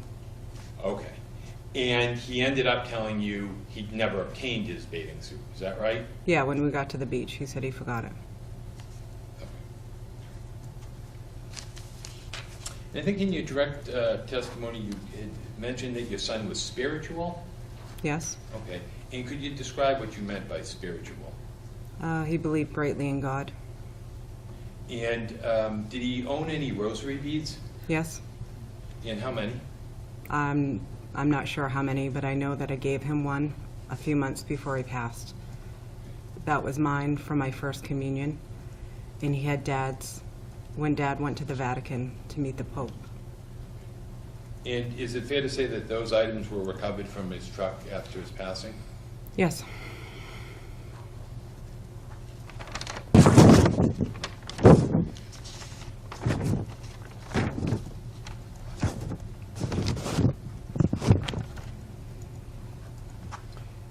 And at some point in your direct examination, I think you had mentioned that he was compliant in taking his medication. yes, he took it himself. And when you said he was compliant in taking his medication, it's fair to say he was on and off various medications for a period of a few Yes. years? Were there some times that, in fact, he did go off his medication and wasn't compliant? He did, because he said he was feeling better and he didn't need the medication. It was kind of making him feel off, which medication does have side effects. It makes you very drowsy and, So he in fact also, in your words, self-medicated with marijuana, is that correct? yes. Okay. And did that, let me ask you about his living arrangements. After you and your former husband separated, there were various points in times that you shared custody? He was old enough. He chose to go where he wanted to go, so. Okay, so would he just appear here one night and the next? Or Sure, wherever, yeah. His dad is a tugboat captain, was away a lot, so mostly the kids were with me most of the time because of that fact. Okay, when you say the kids, you meant all three of your children? All three of my children. And was there any point in time that you ever tried to kick him out of your house?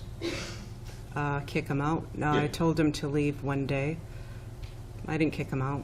Okay, and when did you tell him to leave one day? He was smoking marijuana in the house.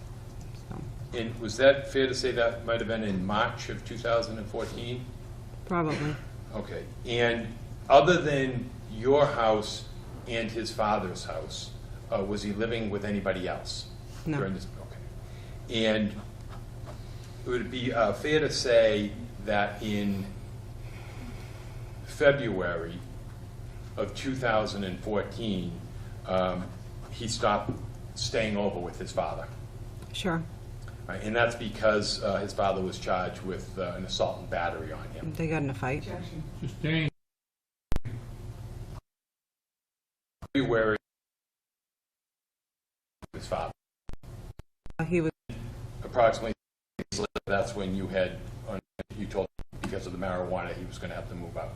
I didn't say he had to move out. What did you say to him? Well, you can't accept that behavior in the house. As a parent, you know, I just said you can't do that in the house. He was just upset because I said that, and he came back that night.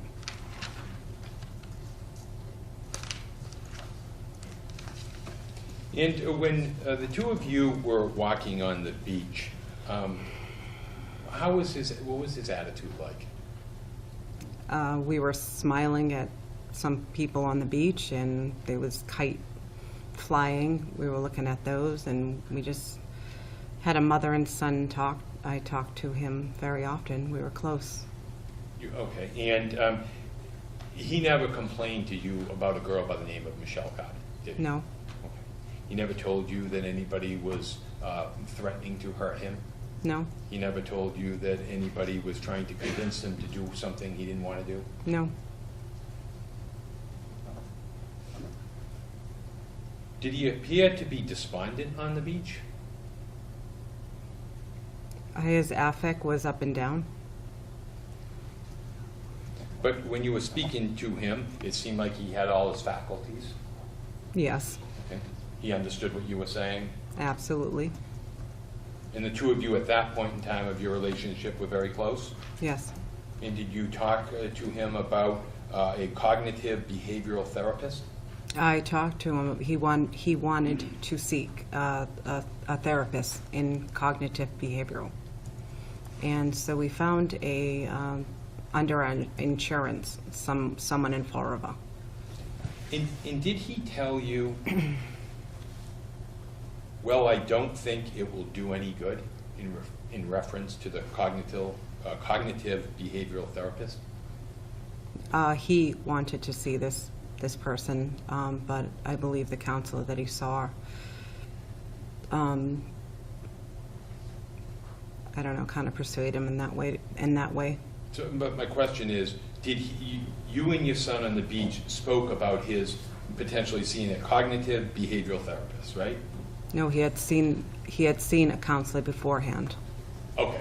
And did he tell you he didn't think that was going to do any good? No, I don't recall Do him you saying recall that. ever saying that to anybody else, that your son told you, well, I don't think it will do any good? I believe he may have said that to his father. In an interview with Detective Gordon, did you tell Detective Gordon that your son said, "I don't think it will do any good"? I don't recall.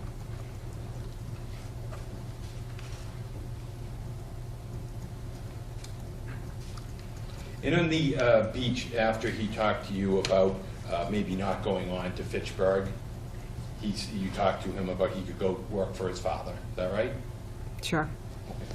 And how was his relationship at that point in time with his father? It was fine. Fine. And when did he start sleeping back over at his father's? After mid-February of 2014? Yes. And when did he start staying over there again? I can't recall the dates, but it was a short span time that they were Did- kind of not talking to Did each other. did Conrad, your son, ever tell you that his father was a stress in his life? He never told me that. Was his father a Was stress? causing him stress? There's many things that caused him stress. Okay. And was one of them his dad? At times, I suppose.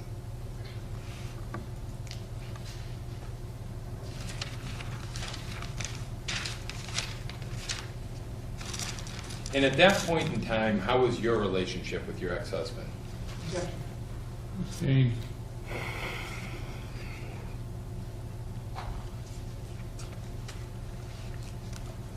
And after you left the beach, your group all left in the same automobile? A group, yes. Yeah. Okay. And you went home. Oh, yes, we went home. And when you got home, was his pickup truck at the house, your son's? I believe it was, yes. Okay. And how long did you stay home for? He left right away with the girls to get ice cream and food. And which automobile did he take his sisters? He took my Volvo wagon, Okay. And he left his pickup truck was still at the house? yes. And did you have an opportunity to walk by his pickup at that point in time? No, Okay, you didn't know what was inside it or not? no. And by the way, would Conrad at times take his pickup and go off and maybe sleep in his vehicle? I don't recall him sleeping in his vehicle. Never told the police officer there would be times he would just leave and go A sleep? friend told the police officers that. You didn't?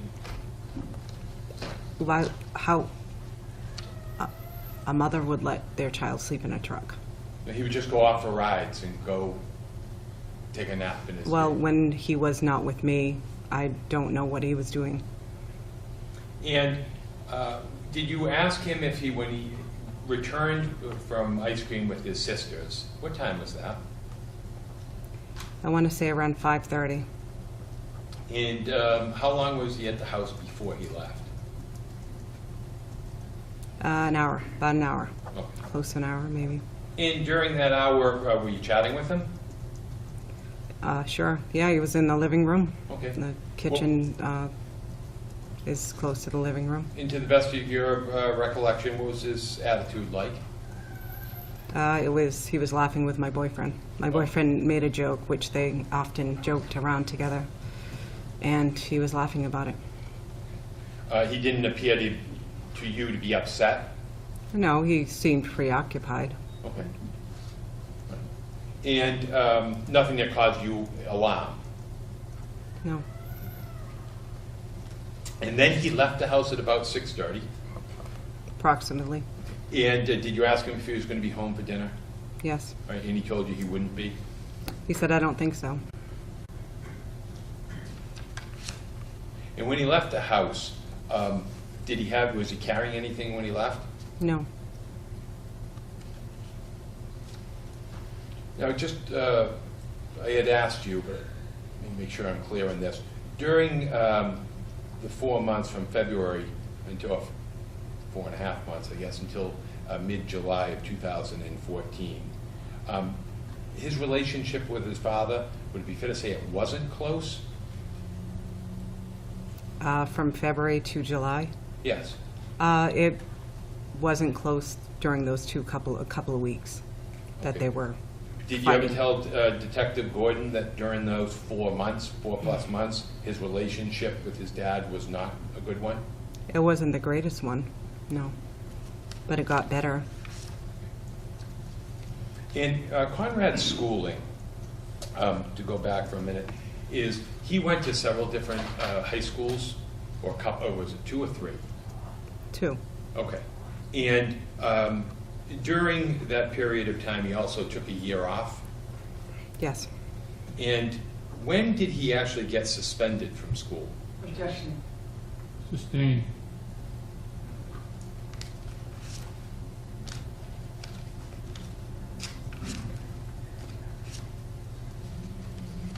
And in June of 2016, June of 2014, did you accompany your son to his therapist sessions? No, Why not? because he was 18.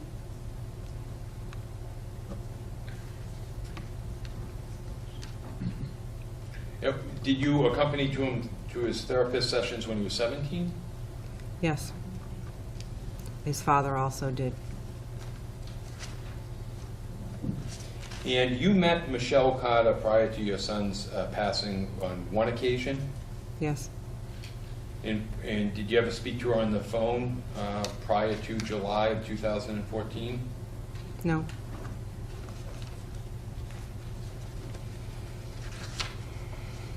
One moment, please, Your Honor. Sure.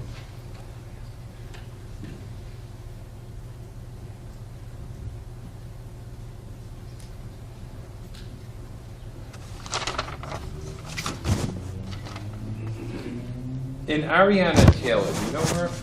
Yes. And that was another friend of Conrad's? Yes. Did you see Conrad and Ariana hanging out on a frequent basis? Yes. Okay, would it be fair to say they were close friends? Yes.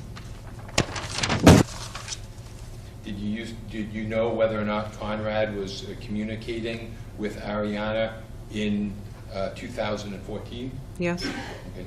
And they were communicating with one another? Yes. Did you see them at times together physically? Yes. And how long has he been friends with her?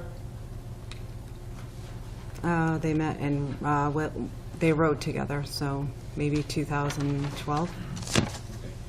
And your son also had another close friend, Louis, was it? Yes. And in 2014, did your son, if you know, have communications with Louis? Yes. And were they close friends? Yes. And did they also used to pal around together? Yes.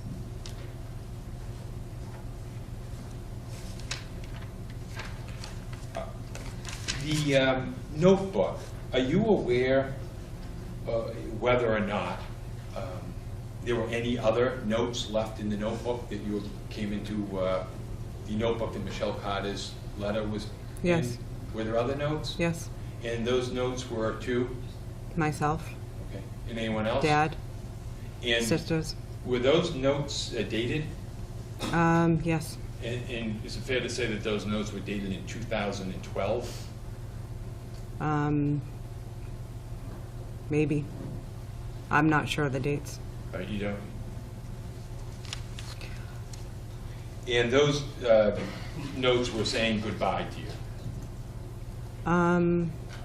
Not necessarily. I can't recall. They were expressing his emotions towards us. Nothing further, Your Honor. Thank you very much. Any redirect, counsel? Let me step down, Ms. Roy. Thank you very much for your assistance. All right. Ms. Collins, have another witness. I do, Your Honor. Thank you very much. Officer David Correa, please. All right, please, Officer Correa.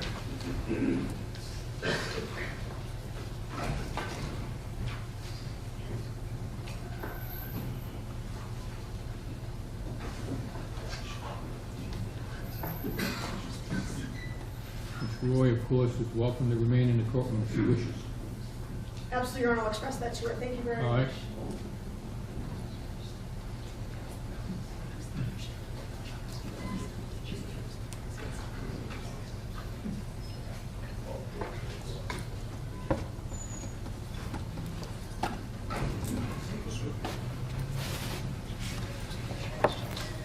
Morning, officer. Morning, Your Honor. Yes?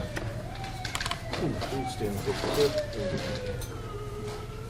your hand. This matter before the court, swear testimony you're about to give to be the truth, the whole truth, and nothing but the truth, so help you God. I do. Thank you. All right, please take a seat, officer, and make yourself nice and comfortable. Put your voice up nice and loud, and when settled and comfortable, please state your full name and spell your last name for the record.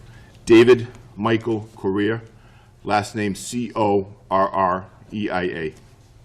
And you are a police officer, sir? I am currently on a part-time status. I retired in 2015. All right, with whom, in 2014, with whom were you a police officer? What town? Town of Fairhaven. How long had you served as a police officer with Fairhaven? Town of Fairhaven since 1996. Did you serve in any other roles other than as patrolman? No. All right. And prior to coming to work for Fairhaven, did you work with any other police agency? Yes. What was that, please? I started in Falmouth in June 4th of 1980.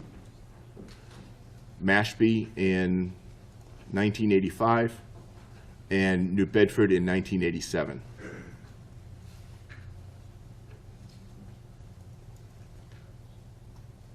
All right. You may proceed. Thank you very much, Your Honor. Good afternoon, sir. Good afternoon. So you indicated that you were a longtime police officer in the town of Fairhaven, is that correct? Yes. Could you tell us a little bit about the town of Fairhaven? What other cities does it abut? Just a little background on how big Fairhaven is, that kind of thing.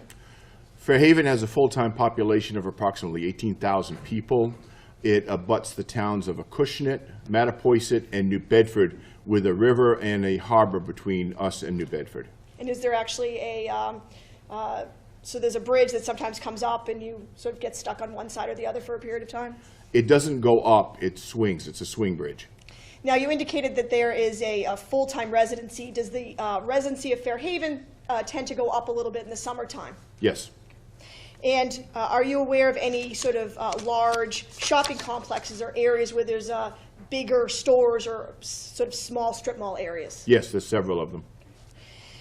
Now, I'm going to call your attention to a particular day. That would be July 13th of 2014. Were you working that day? Yes, I was. Do you remember what shift you were working? I was working overtime the day shift, 8 to 4. And in the summer months in Fairhaven on the day shift, approximately how many officers would be at the police department? It's the same all the time. It would be, for the patrol division, it would be 3 officers and 1 supervisor. And the 3 officers, those people, unless they're writing reports or doing other things, would they be on the road? Yes. And on that particular day, on July 13, 2014, were you working on patrol, meaning you were going to be out on the road? Yes. And at some point, sir, did you get some information about something that needed your attention? Yes. How did you get that information, sir? I was dispatched to 13 Hamlet Street to speak to a woman about a missing person. And it dispatches what, sir? That is, the dispatcher takes the call, routes the call to the unit that serves that particular area. And you got sent to 3 Hamlet Street in the city, and strike that, in the town of Fairhaven, is that correct? I believe it was 13. 13, excuse me. And when you got there, was that a single-family home or a multi-family dwelling? Single-family home. And it appeared that anybody was home. Yes. Did you go inside the home, or did you talk to somebody outside the home? I talked to somebody inside the home. And was that person a male or a female? There was both male and female. Did the woman identify herself, or did you learn who she was? Yes. And who was that, please? It was Mrs. Roy. And who was she with, if you know? She was with her current boyfriend. I don't remember his name. What was her demeanor? How did she seem? She was upset. And what about her physical appearance or tone of voice led you to believe that she was upset? She appeared to have been crying. Her eyes were a little bit puffy. She was a little bit shaky in her stance. What time was this approximately? 2 o'clock in the afternoon. So you get there, you get a dispatch, you go to Hamlet Street, you encounter a woman who appears to be upset. Is that right? That's correct. Do you get some information from her? Yes. And with regard to the 2 people, so there's Ms. Roy, and her boyfriend, who was doing the majority of the talking during this conversation? Mrs. Roy. And just yes or no, do you learn some information? I'm sorry. Do you learn some information? From her, yes. And about getting that information, when she describes sort of why she needs help, what do you do with the information she gives you? I started an investigation. And what does that entail, please? That particular investigation entailed looking for her son, Conrad Roy III. And in speaking to his mother, did you get some identifying information as to what car he might drive, what his description is, sort of what he looks like, that sort of information? Yes. What do you then do with that information, officer? I put it out in a broadcast to the 3 towns that we serve on our radio frequency. I also call over to New Bedford and ask them to put out a broadcast because they're on a separate frequency. I enter a missing persons report into NCIC, and I have a BOLO put out through what's called a GBC, a general broadcast to the area. And just for clarification, a BOLO is a be on the lookout, is that correct? Yes. What were the 3 adjoining towns that are sort of all part of the same, do you remember who you put this information out to? Fairhaven, Acushnet, and Mattapoisett all share the same radio frequency. And New Bedford, I called over and spoke to one of the call takers over there and had their dispatcher put out a BOLO. And when a missing persons report is generated, how does that go out, or what did you do to make sure people could see it? The BOLO initially, that's the initial start, and then through NCIC, which is the national database. I don't remember what the initials stand for, but that would go out so that if anybody stopped that vehicle or that person and ran their plate or their personal information, it would flag that they were wanted somewhere for something. Thank you. And at that point, did you also, in speaking with Conrad's mother, did you try to get the names of any of his friends who might know where he is? Yes. And do you remember the names of friends that you got or who you tried to contact? Yes, I believe one was Ariel Taylor and the other one was Joseph. I can't remember Joseph's last name. And do you remember speaking to a Tom Gamble? I'm sorry, Tom Gamble, yes. And just yes or no, without going to the details of what they may have told you, did you speak with Ariana Taylor? Yes, I did. And did that provide you with any information as to where Conrad might be? No. Did you speak to Tom Gamble? Yes. And did that provide you with any information as to where Conrad might be? No. Did you also get the name of a Louis or Lou Pina? Yes. And were you able to reach him at that time? No. Now, did you become aware from speaking to Conrad's mother that he had a cell phone? Yes. And were you aware as a police officer whether or not you can try to track a phone or figure out where it was when it was last used? Yes. Okay. And did you do anything to see if you could figure out where Conrad's phone might be to help you figure out where he might be? Yes. What did you, can you tell the court what you did? I contacted AT&T, his cell phone provider, and I had them ping the cell phone. And what does pinging mean based on your understanding what ping means? That they try and find out where the last position of the cell phone was. The technical term for it, I have no idea. Okay. And so you did that, is that correct? Yes. And did that provide you with any information? Yes, they gave me a location just north of 13 Hamlet Street, approximately in the area of Coster's Farm, which I assumed was the cell phone tower that was on Coster's Farm property. So there's actually a cell phone tower right there? Yes, there is. Now having this information where you've called some of his friends, they don't know where he is, his mom doesn't know where he is, trying to figure out where his phone is, do you then do something yourself to try to find him? Yes, I began searching for him myself. Tell the judge what you did if you could, please.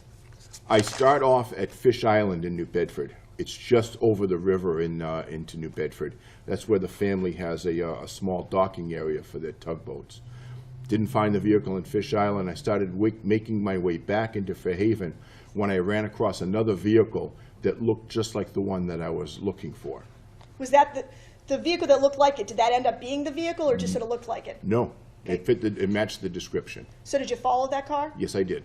And where did you follow it to? I followed the car down Middle Street, and then east on Washington Street, trying to get close enough to get the plate number off to determine if it was or was not the vehicle I was looking for. And where was that sort of bringing you? Were there any landmarks that you can give us around where you were sort of following this car to see if it was the car?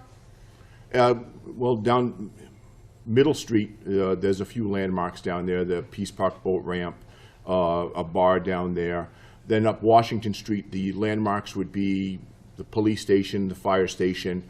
It would eventually turn into the Kmart parking lot, which is at the end of Washington Street, and I followed it in there. Okay. Now, sir, how long were you a police officer with Fairhaven? almost 20 years. And you worked patrol that whole time? Yes. Are you familiar with the layout of Fairhaven, the streets that are in Fairhaven, where the Kmart parking lot, where the police station is? Are you familiar with the layout of Fairhaven? Yes. And this morning, did I ask you to look at some overview maps of particular locations of Fairhaven to see if you could identify them? Yes. And did they look familiar to you? Yes. If I may, Your Honor, and I believe we don't have an objection, display those to the officer. Is there an objection? The two blow-ups thing, I'll show you. No, that's fine. Wait, All right, let me do so. I'll show them again, just so we're on the same page on it.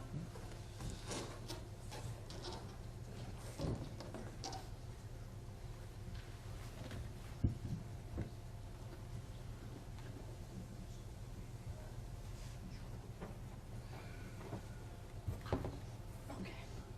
So, I can see. okay, counsel, can you see? I'm At good. least where it is? Thank Great. you. Yep. Can I ask, you, with the court's permission, may the officer stand up? Yes, of Thank course. you. All right, officer. If you could just sort of back there, and so we're not blocking the judge's view. Could you tell the court what we're looking at here, please?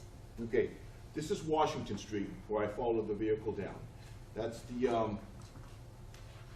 funeral home right over there. The fire station and the police station will be farther down there. This is Washington Street. Yep, and this is Kmart right here.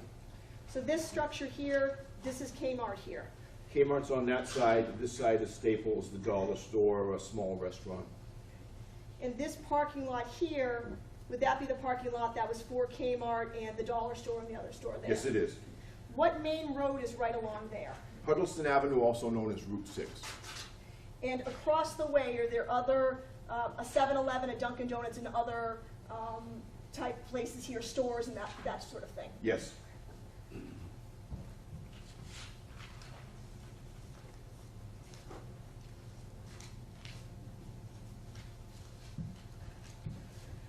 Okay, and we're both away from the microphone, so we'll just both keep our voices as loud as we can. Okay. Sir. So, counsel and Your Honor can hear us. Okay. So, this area here, if I may, put Kmart on there. Counsel, any objection to me just writing Kmart? No. Thank you. Okay, that's Kmart there, correct? Correct. All right, so you're on Washington Street. Can you now walk the court, now using this map, to where you followed the car you thought might be the car? Sure. The vehicle I was following, a black F-250, went into the parking lot of Kmart and then started going behind Kmart. That's a common cut-through for the people that live in the area that want to get down to Sconneck Road. I followed the vehicle down, and I saw the vehicle turn around behind Kmart. That was where I lost sight of that particular vehicle.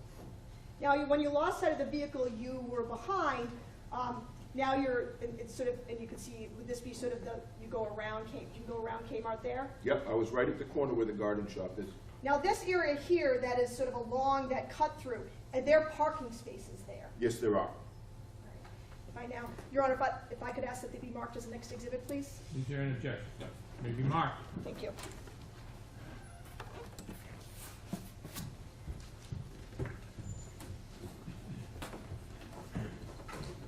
Now, sir, showing you would this be a closer up version of, again, now this being, if I may,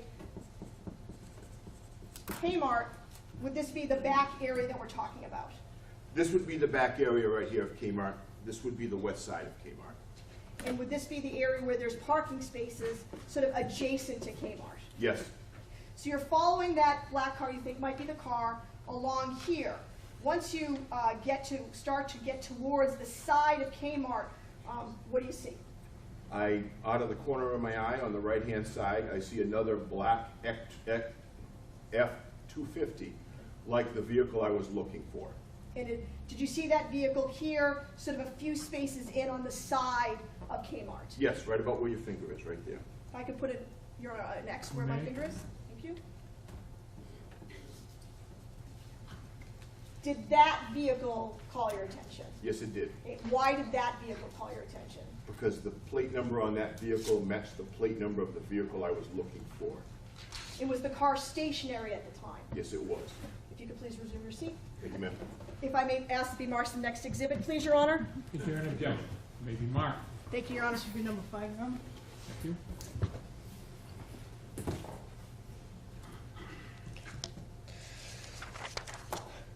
So now that you see that the car that's parked and sort of adjacent to Kmart, the license plate matches, sir, what do you do next? I call it in that I'm off with that vehicle, I exit my vehicle, and I walk over to the vehicle to see if there's anybody inside. Now, at this point, sir, are you by yourself? Yes, I am. And what are you driving? Marked police car, Unit 409, I believe, that day. And do you recall where you placed your car in relationship to this pickup truck? Towards the left rear quarter, parked perpendicular to that particular vehicle. That vehicle was facing west, my vehicle was facing south. At this point, sir, are there any other cars parked adjacent to the pickup truck? No. Now, at this point, is there anybody, I know you said you were by yourself, but is there anybody else over there? And Not at that time that I saw, no. what do you do? I walk over to the vehicle and I look inside.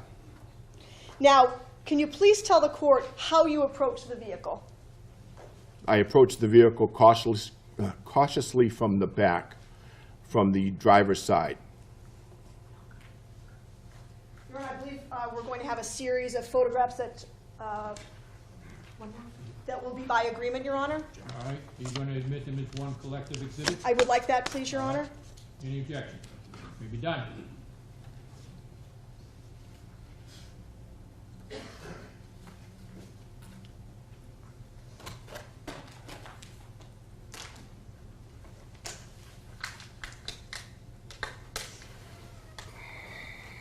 I'm just going to, if I could just count them for the record, Your Honor, put that number on the record. So, 1, 2, 3,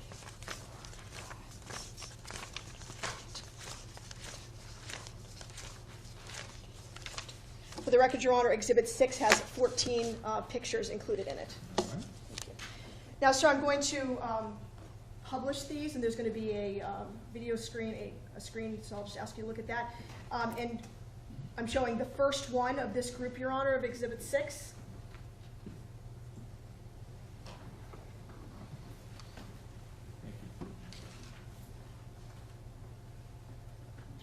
Yes, right where the Mass Maritime sticker is. And what did you see when in this position here where this Mass Maritime sticker is? Were you looking in the car at that point? Yes, I was. So you're peering in. How far away from the vehicle are you when you're looking in? Not more than 3 feet. And what do you see? I see a person, just the back of the head of a person, the side of their face, leaning back against the headrest. Now, showing you Exhibit 6, Picture 4. Is this a closer up picture of this particular area, the smaller window here and the driver's window? Yes, Fair to say, when you saw it, though, this was completely closed. yes. Now, as you make your way now closer up to the driver's side, you see that there's someone inside. What do you do next? I go a little bit further to get a better look at them, up to the driver's side window. I look inside, and I see that it appears to be Mr. Conrad Roy. And what led you to believe it was Mr. Conrad Roy at that particular time? From seeing a picture of him earlier, Who had shown you a picture? his mother. What parts of Mr. Roy's body or face were you able to see when you peered more closely into the car? His face, his upper body, right down to about his waist. Did it appear that anybody else was inside the car? No, there was nobody else in the vehicle. At this point, sir, with sort of as you're getting closer and now seeing someone you believe now to be Conrad, were you still by yourself? Yes, And when you got to the place where you now can tell it's Conrad or you believe it's Conrad, do you open the door or do you wait? I wait. Why did you wait? There was a fear that Mr. Roy had committed suicide in such a way that it might present a danger to others. We had had an issue with that a few months before, and part of our training was to wait until the vehicle was cleared by a hazmat expert. The issue before had nothing to do with Mr. Conrad, No. correct? Just something in Fairhaven? No, it was something in another community, but we were told to watch out for it because it could be harmful, if not fatal to us, if we got involved. And as such, what did you do? I called the fire department. And where is the fire department in relation to the police department? They share the same building. They abut each other. And that building where the fire department and the police department are, where is it in relation to the Kmart where you found Mr. Roy's body? Perhaps 1/10 of a mile away. And did someone come, I'm sorry, Your Honor.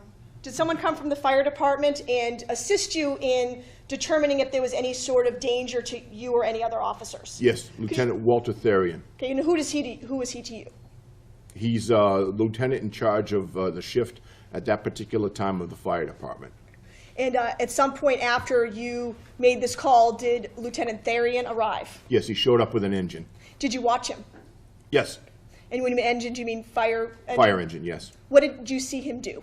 He looked inside the vehicle, and he made the determination that it was safe to enter. What did you do then?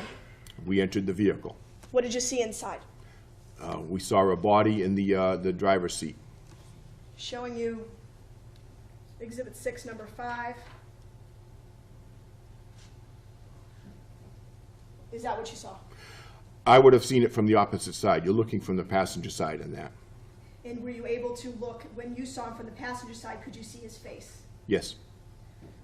Showing you the next picture in the series of exhibits. Was that the face that you saw from the driver's side? Yes, and I could see that face from the window even before I entered the vehicle. And did it appear that he had, and I'm not asking you just to look at the picture, but when you saw Conrad's body, did he have something on his face? I mean, besides the sunglasses, Did he have sunglasses on? he had sunglasses and a hat on. Now, when you looked at the area of his nose, was there something about his nose that called your attention?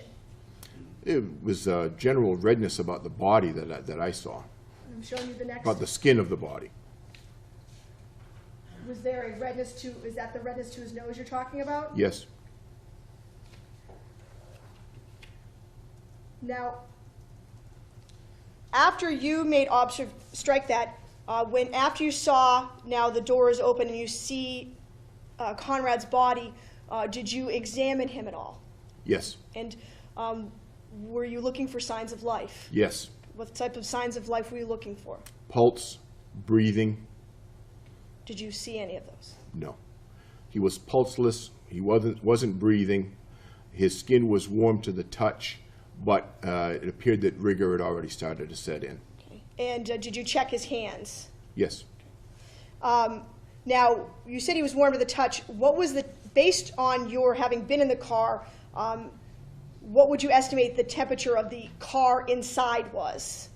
At that time in the 80s. Had it been a warm night the night before, if you recall? It had been a warm night and a warm day. That particular day was in the high 70s, low 80s. So seeing and noticing no signs of life on Conrad or about his body, what did you do next? We waited for the ambulance to arrive to make a confirmation that he was beyond medical help.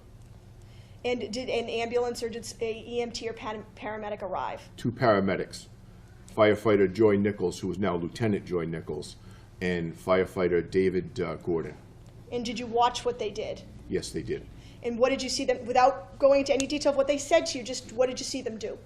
Paramedic Gordon went up to Mr. Roy and made the determination that he was beyond medical help.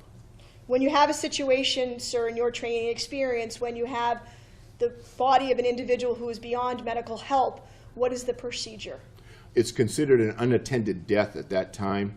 We have a call-out list of certain people that we call and notify, and then we start an investigation. And would an unattended death be a death that occurs outside of a medical setting? Yes. Now, when there is an unattended death, and this is based on your training and experience, there is an unattended death, are there other agencies that need to be notified? Yes. Okay. And can you tell us a little bit about who those agencies are? CPAC, which is the investigative branch of the District Attorney's Office, members of our own detective division, our chief of police, and the medical examiner's office. And to your knowledge, were those various agencies contacted? Yes. Now, we've been looking at photographs here, sir. Do you recall anyone on scene taking photographs as sort of the scene was unfolding? Yes. And who would have been taking photographs? Both me and Sergeant Sobral. And do you recall any other agencies being there to take photographs? Yes, a trooper from CPAC arrived to take photographs. Now, at some point, sir, while Mr. Roy's body was still in the car prior to it being removed, did you have a chance to look about his person? Yes. And was there anything on his person or about his person, other than the sunglasses you talked about, that drew your attention, officer? There was a cell phone in the waistband of his shorts. And could you please describe to the court, the best of you can, how it was situated in his shorts area? It was just pushed into the waistband of his shorts, half sticking out of his shorts. And did you do something with that phone, officer? Yes, Could you please tell the court what you did? took the phone. If I may approach, Your Honor? Ready?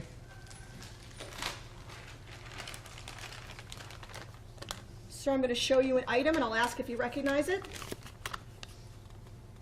Yes, I do. And please tell the court what you recognize that to be. This is the phone that we found on Mr. Roy.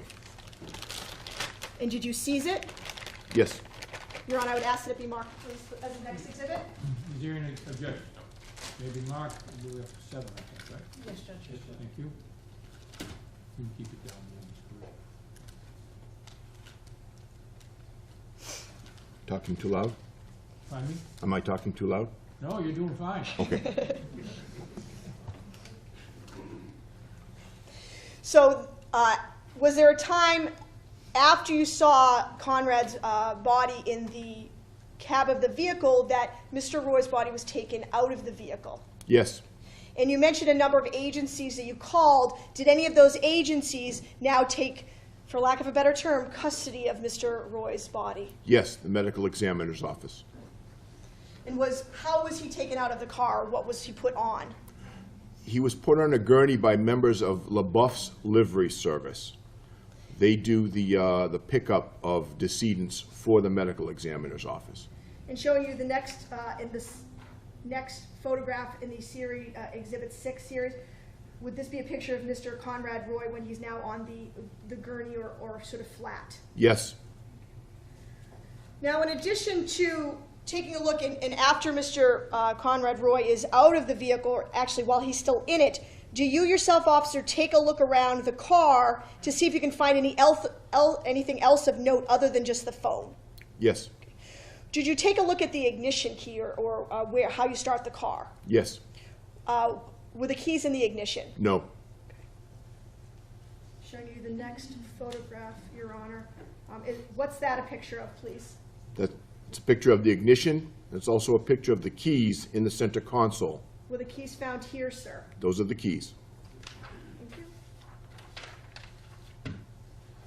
In addition to locating the keys, did you look around behind the area where Conrad had been? Yes. And did you see something that called your attention? Yes. What was that? My attention was called by Officer Darmafal to a gasoline engine in the back seat of the truck. And did you know, was it readily apparent to you what it was at that particular time? Yes. And at some point, was it taken out of the vehicle? Yes. Showing you the next photograph in the series of Exhibit 6, the series of Exhibit 6, is that the item? Yes. Where was that item situated in the car, or in the truck, excuse me? It was in the back seat between, right in the middle of the seat, right between the passenger and the driver's seat. And showing you another picture here. I'm just going to zoom out a little bit. Is that it there? Yes. While it's still in the car. Yes. Now, how was it taken out of the car, sir? Officer Darmafal took it out of the vehicle. Was it running when you were No, it was not. Did you check whether or not it was on? Yes, Officer Darmafal pointed out to me that the ignition switch was on. However, at that time, it was no longer working. No. Do you have any familiarity with these types of devices, sir? Yes. Is there a reason why a water pump would stop working even when it's on? You ran out of oxygen or fuel. So if a water pump if there's no more oxygen in the air, it will stop working, based Yes. on your training and experience? An internal combustion engine needs oxygen for internal combustion. In addition to finding the phone, the water pump, did you find a license as well? Yes. Or a wallet? Did you see that item there, also part of Exhibit 6? Yes. And who was that a license for? Conrad Roy III.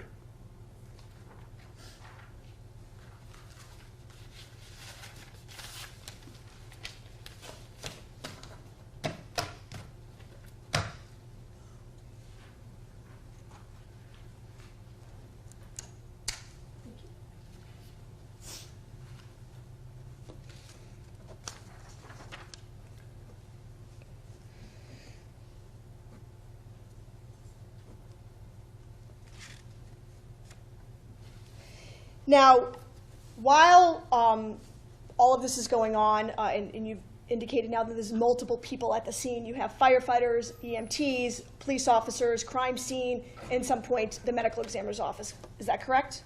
Yes. Now, while this is going on, sir, is anything done to what is often referred to as secure the scene? Yes. What was done to secure the scene? Crime scene tape was put up around an area to keep passersby out of the area while the investigation took place. And what color is crime scene tape generally, or yours? Yellow, it says on it, police line, do not cross. At some point, sir, after the crime scene tape was up and after sort of things are progressing as you've testified to, did you become aware of whether or not any family members of Conrad Roy had come to the scene? Yes. Please tell us how you became aware of that. I looked up and his grandfather was trying to drive under the crime scene tape in his personal vehicle. Did you do something to put a stop to that? Yes, I told him to stop. I had a confrontation with him. He told me who he was. I told him he was going to have to leave the area. What happened with regard to the truck that Mr. Roy's dead body was found in? It stayed in the area while the investigation proceeded, but as soon as we were done, the truck was given back to Mr. Roy. He was the owner of the truck. Mr. Roy, The grandfather. the grandfather. And was a determination made to figure out who owned the water pump? Yes, And who owned the water pump, to the best of your knowledge? that was owned by the company, the tugboat company that Mr. Roy, the grandfather, owns.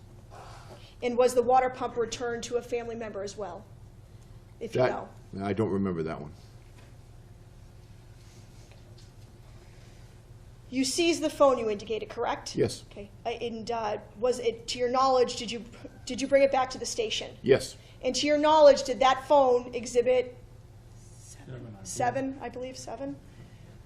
Was Exhibit 7 given to a detective at some later time? eventually, yes. One moment, please, Your Honor. You may?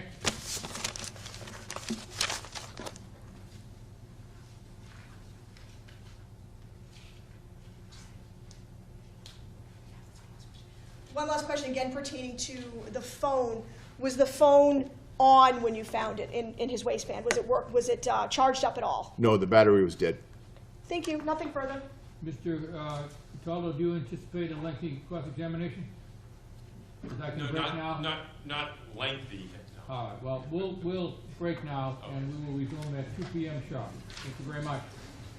You're now off the record. My mom for the keys to the car. Then, like, I went, once we were leaving, I went to, like, go to the car also. Okay. And I saw him on, like, the park bench What was he doing? on his phone, Could you see who he was he talking or texting? texting. Could you see who he was texting? And when everybody leaves the beach, how was Conrad's demeanor at that point? Fine. And what time was it, do you recall, that you left the beach? Maybe around, like, When you came back to the house after the beach, did you spend time there, or did you go directly from the house to the ice cream store? I think only, like, a couple minutes. And did you see Conrad either go to his truck or do anything before taking you for ice cream? No. And what kind of a truck did he drive? A Ford, What color was it? like, a dark, like, navy blue or black. Did you ever go places with him in that truck? Yeah. Did he drive you around? Did any rosary beads or anything in the truck that you remember? Yeah. Did he always keep those rosary beads in there? Yeah. I think he had, like, one of them in there. I'm sorry? I think he had, like, one rosary bead in there. And where was it in the truck? On the mirror. Okay. And he always had that there? Did you ever see any, and I'm talking about on July 12th, did you ever see any, well, were you in his truck at all on July 12th? Not that I remember. When you went for ice cream, whose car were you in? My mom's. And who at the ice cream store? Maybe, like, 30 minutes. Okay. And then you go back to where? My mom's house. What's the plan? Are you staying home that night, or are you going out at all? I stayed home. Okay. And do you recall if Conrad stayed in that night?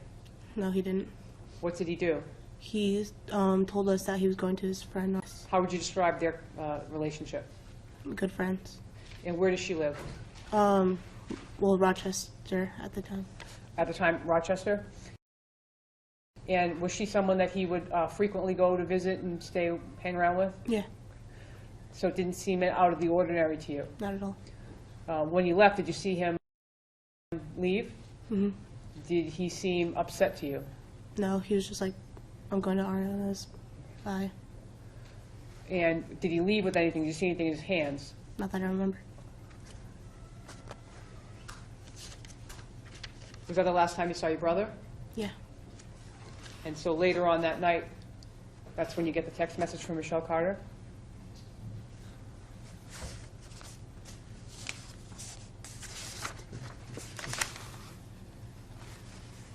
I'm now going to ask you about the 13th. Do you recall getting a text message from Michelle Carter? Yes. I'm going to go over just a few of those text messages with you, okay?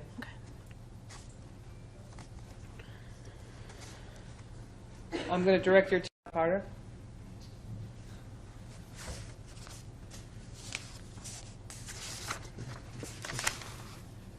Text message from Michelle Carter that said, "Find him yet?"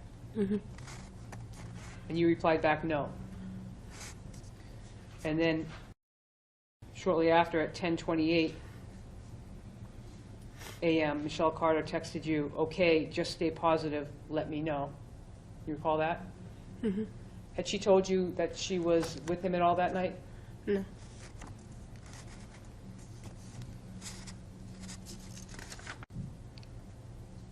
Direct your attention now to text number 62, again on July 13th, 2014, at now 2:23 p.m.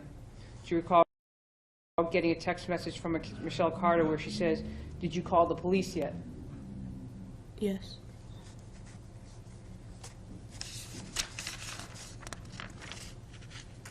On July 14, text number 51, at 12:35 p.m., do you recall getting a text from Carter saying, "Hey, love, please talk to me if you need to. I want to do everything I can to help you and your family through this very difficult time. Is there any way I can come over tomorrow?" Do you recall that? Yeah. Had she ever been to your house before that you recall? No. And after your brother passed, there were services for him? Mm-hmm. Do you recall whether she attended those services? Yes. Did you see her there? Yeah. Yeah, I think I just like gave her a hug. Did she ever tell you that she had been on the phone with your brother that night No. after 8 o'clock, 7 o'clock? No.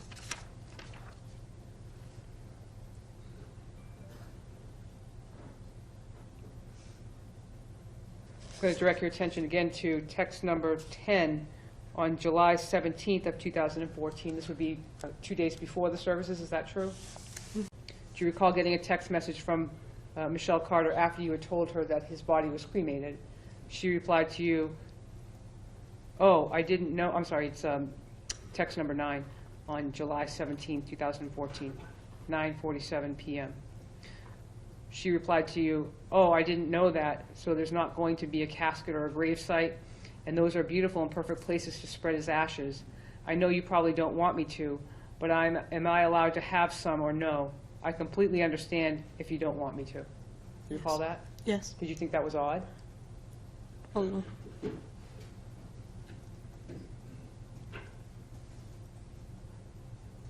Were you concerned by that? A little.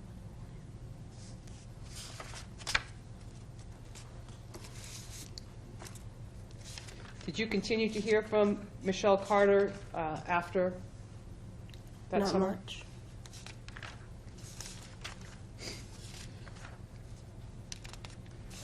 When you were staying at your mom's house, do you have access to computers? Mm-hmm. And what types of computers are at your mom's? We have a like iMac. Okay. Is that like a desktop type of computer? Yes. Not a laptop? Yeah. Okay. And does everybody in the family, when they're there, have access to use that? Yes. And is there, well, let me ask you this. Although the communication with Michelle might have stopped sometime after the services, was there an event that she had that you and your family went to? Yeah. And when was that? September 13th. Okay. And what was that you went to? Homers for Conrad. Where was it? Plainville? And are you familiar with Plainville? No. That it was up in Plainville rather than in Mattapoisett? Yeah. And did you go? Yes. Okay. And how many people were there about? I don't know. Okay. Did you know any of them? Yeah, my family. Okay. So you and your family, did you know any of the other people that were there? Yeah, Conrad's friends. So Conrad's friends and your family. Yeah. Was Michelle Carter there with her family? I know she was there. I don't know about her family. And did she ever mention anything about what she had been talking to, or had she been talking to Conrad about? I don't remember. Sustained. Did she give any type of a speech or address the crowd that was there? I don't. I'm sorry, could I have the question again? I just asked whether or not she gave a speech at the Homers for Conrad. Overruled. You I may don't- answer that. I don't remember. Okay. And how long were you at that event? Pretty much like the whole day. Did you play on one of the teams? Yes. And so after that, I'm now going to ask you about the computer again. So when you're at your mom's house, and this would be in Fairhaven, now when you're using the computer, do you have to get any type of password to get on, or can you access the desktop? Yeah. There's a password. Okay. And so when you're, sometime after that Homers for Conrad, which was in September of 2014, the computer that attracted your attention, Yeah. what did you see? I was like looking in the trash bin on it, and you can see like all the things that were put into the trash, and I saw a video of him. So you were looking in the trash, and you could see all the things that had been deleted from the computer, and you saw something that you noted, you saw it was Conrad? Yeah. How could you tell it was Conrad? I saw his face. And did you click on it? Yeah. And what was it? A video of him talking to the computer. And once you saw that, what did you do? I got my mom. And at some point, your mom gave that to the police? Yes. Your Honor, at this point, I'd like to play that video, please. Is this the video that was attached to one of the motions? Yes. I reviewed the video already in consideration of the motion. What is the purpose in playing that here in the courtroom again? I found the finder of fact. Can it not just be admitted as an exhibit? Judge, I think that at this point, I'd like to have her authenticate it, and I'd like Well, is to... there a question of authentication? No, we will. You may admit it as an exhibit.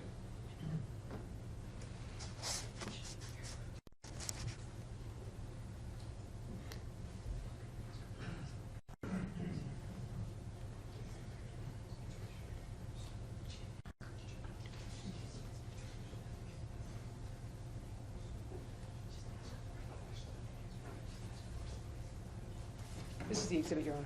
All right, it will not, whatever the next number is. Number 8, yes, Your Honor. Number 8. Did your brother Conrad have a Facebook page?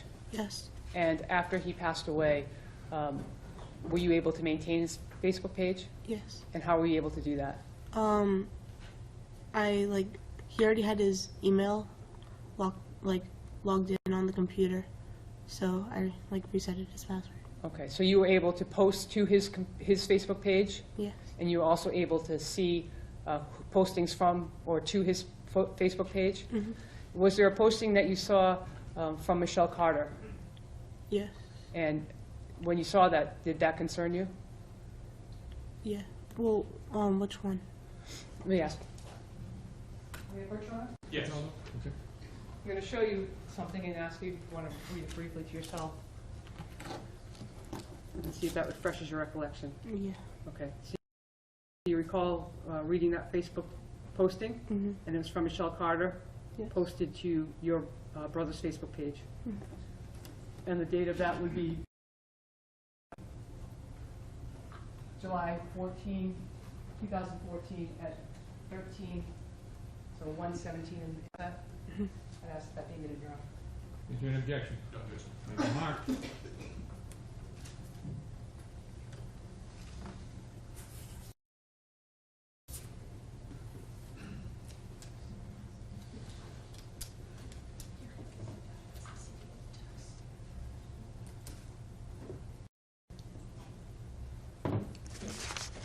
We did put the disc in, right, or is it coming in now?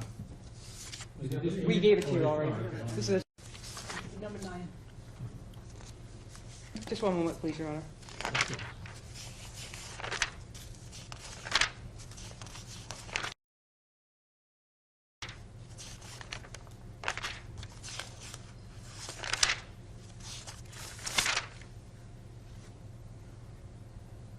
Nothing further, thank you. Thank you very much. Mr. Cataldo, do you wish to inquire? I would just, again, this. That's, and that's been marked as an exhibit as well. Thank you, Judge. Ms. Lynn, the one that you're putting in now, which text message is these The between ones that we just went this over. young lady and Ms. Carter? Yes. That would be number Okay, 10. so that's gonna be 10. Is there an objection to that exhibit? I'm sorry, which one? This is the one of communications between The Ms. big- Carter, No, the one, the disc, the text of this one, that she has testified to about. Yes. No objection to All that. right, can they make a minute, whatever the next number is. 10, please, Judge. Thank you. So, one moment, please.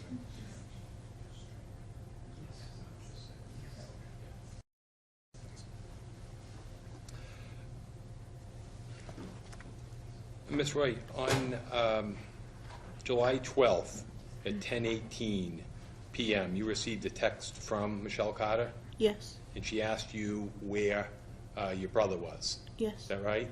And she also told you that she's getting a little worried, didn't she? Yes. And you then conferred with your mom. Is that yes? Yeah. So you got it. Sorry. And then, after conferring with your mom, you sent Michelle a text back that said, he's at my dad's house, so I called my dad, and he said he is sleeping right now. That's what you sent back to Michelle, didn't you? Yes. Okay. And now, at some point in time after your brother had passed, you found some notebooks of his? Yes.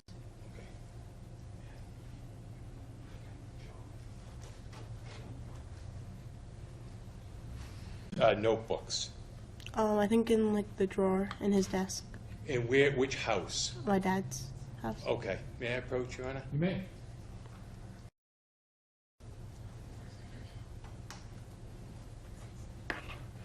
I'd show you those three notebooks. Are those the ones you found in your brother's drawer?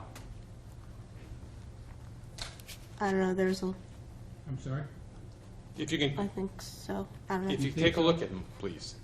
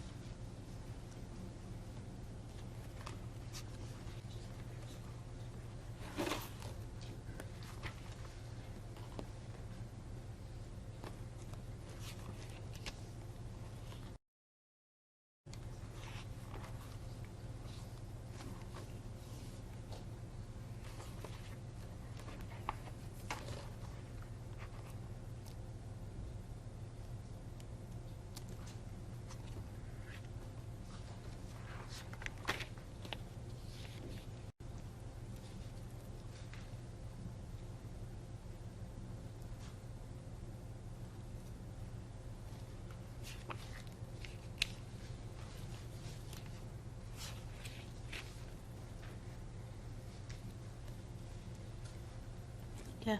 In those, your brother's notebooks, you recognize them? Yes. This time I'd be asking to mark those as exhibits, Your Collectively, Honor. sir? Yes, Is please. there an objection? Yes. I'll hear you. Judge, many of those notebooks are not dated, and so I don't know what the offer of proof would be as to why they're relevant. How are they relevant, Mr. Cataldo? There are, within those notebooks are what I would categorize as suicide notes, goodbye letters to his mother, his father, his sisters, and the letter that I showed at opening statement, a letter to Michelle Carter thanking her and saying goodbye to her. I have no objection to the letter to Michelle Carter coming in, it's just the other ones are not dated, and as we know, there were previous suicide attempts, so it could have been for a different time period. I would suggest even, Let me inquire. Ms. Roy, you found these in a desk drawer in your brother's room in your father's home, is that correct? Yes. Your parents separated in 2000, is that correct? Yeah. Okay. Now, in 2011, your father did not have that home, correct? He did. He did have that home, Yes. okay.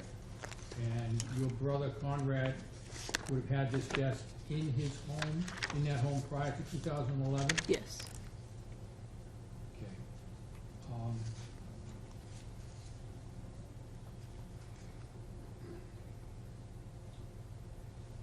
I certainly understand the relevance of the suicide notes, but as to the general content, I have no idea what's in there and how it could be relevant to these proceedings.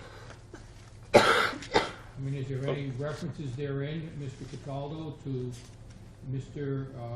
Roy's communications with Ms. Carter? what? It says to Michelle.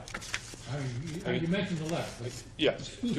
of that letter. I can go one at, Is there a discussion of his relationship with Ms. Carter, which may be relevant to the degree to which you would attach significance to what Ms. Carter might suggest? Is there anything But there that creates a nexus to this case? yeah, I mean, I can read it as an offer Well, of I proof. don't want you to read it, because then it's, Well, it's, here's what yeah. I'm gonna do. What I would like you to do is to go through and see if you can agree to a redaction of the records, of those notebooks. They have been, to my mind, sufficiently authenticated by this witness. So you can go through them and then present them tomorrow. See if you can come to the board, if not, then I'll figure it out. Thank you. All right? thank you.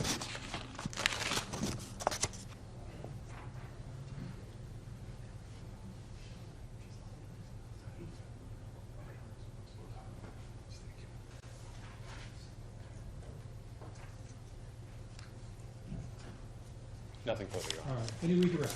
No, you're not. Oh, I'm sorry, yes, there is. Okay.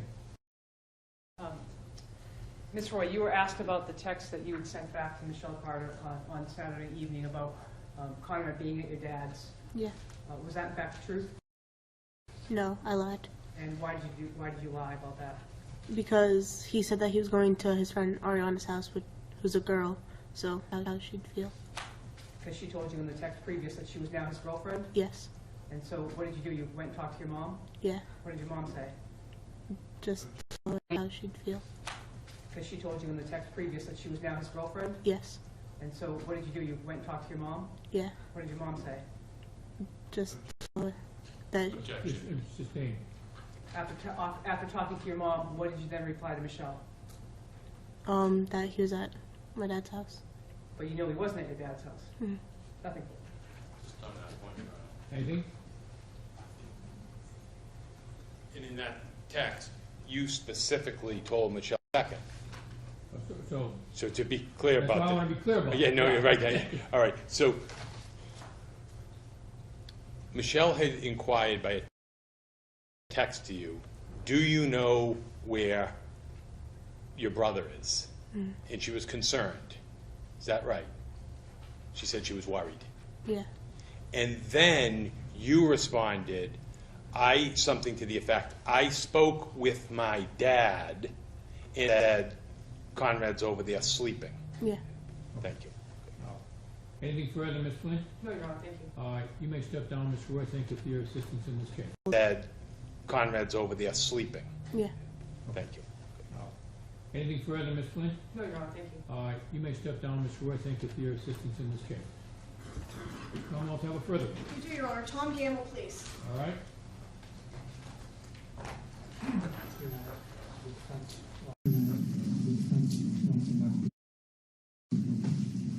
Oh, yes. Could you hand those to one of the lawyers as you go by, please, Ms. Roy? Thank you very much.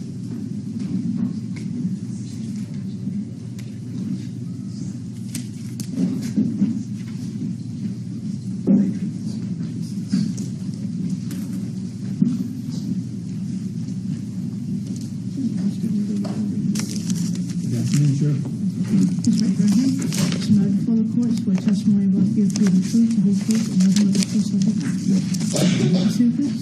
Take a seat, sir, and keep your voice nice and loud. And when you are settled and comfortable, please state your full name, spell the last name for the record. My name is Thomas Gamble. Gamble is Gammell. Good afternoon, Mr. Gamble. Good afternoon. How old? Just finished college? I did. Where'd you graduate from? Fitchburg State, What's your major? business management. And what are you doing right now? I just got a job in property management. Where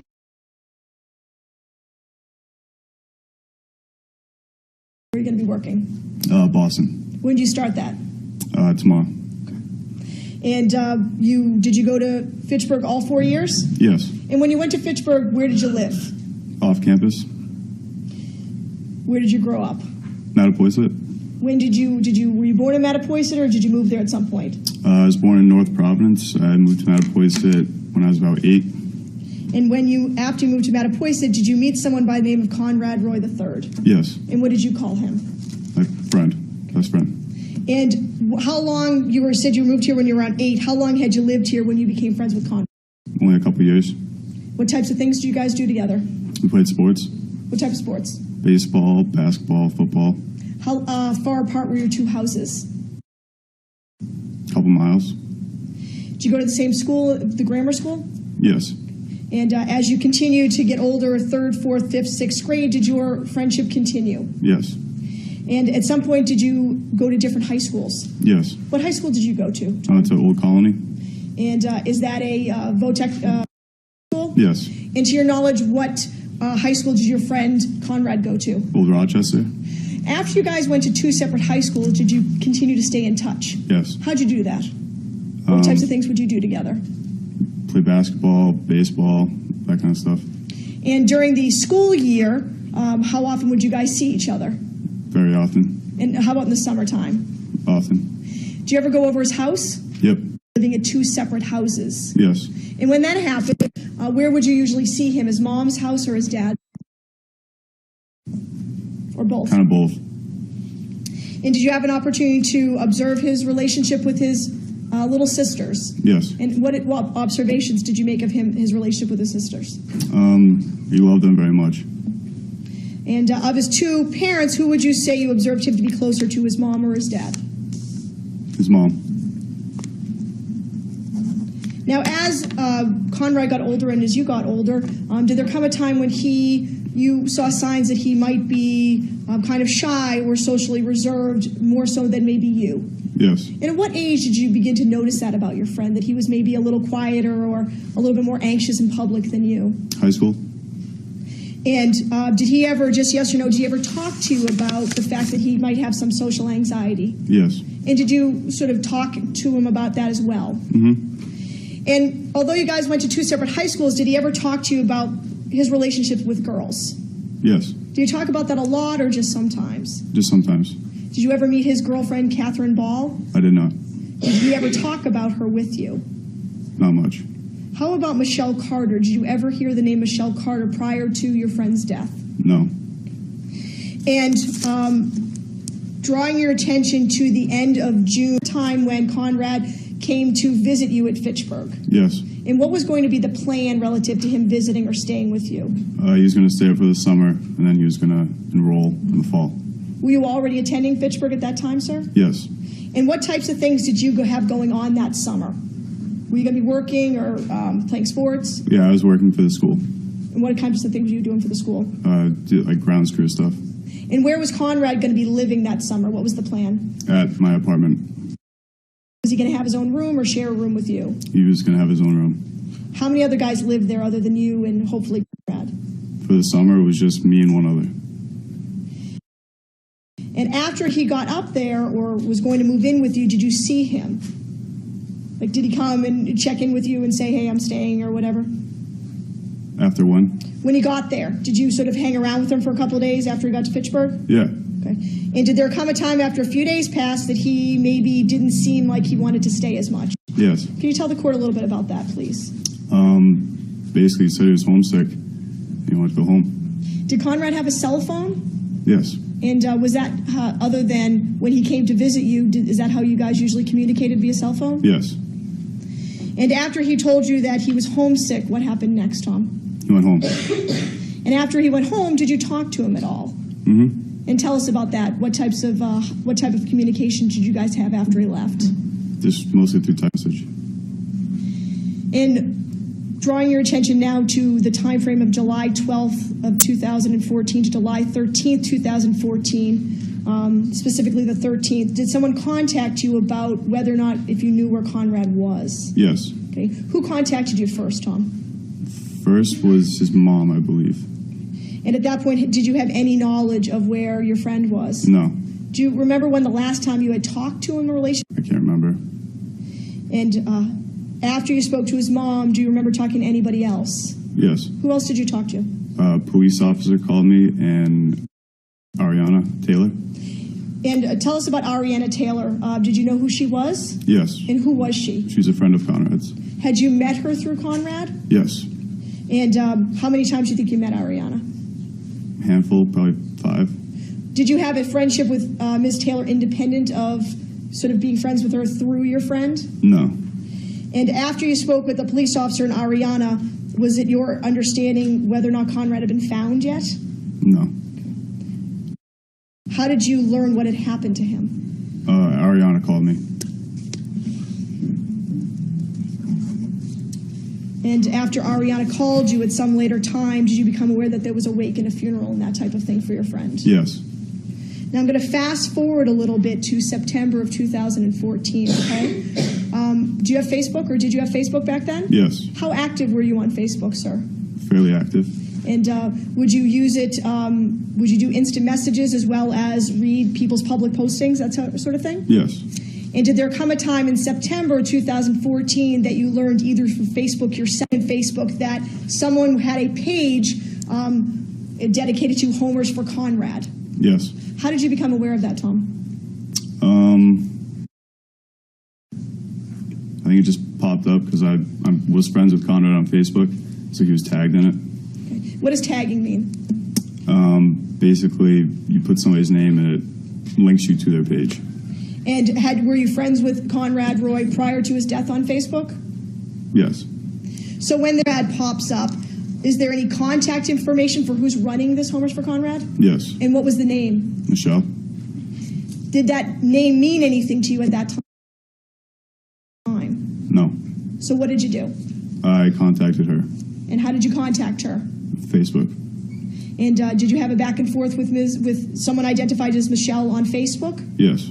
And ultimately, did that lead you to contact someone by the name of Michelle Carter via text message or by phone? Yes. And tell us that. Why did you text her on her phone? I was curious as to why the tournament was being held in Plainville and not in Mattapoisett. Why were you curious about that? Because all of Conrad's family and friends are from Mattapoisett. And did you then text a phone number associated with Michelle Carter to make inquiry as to who she was and why the Homers for Conrad was going to be in Plainville and not Mattapoisett? Yes. And did the person, Michelle Carter, respond to you on the other end of the line? Yes. Please tell the court about the conversation, the text messages between you and Ms. Carter about Homers for Conrad. Well, as to the relevance issue.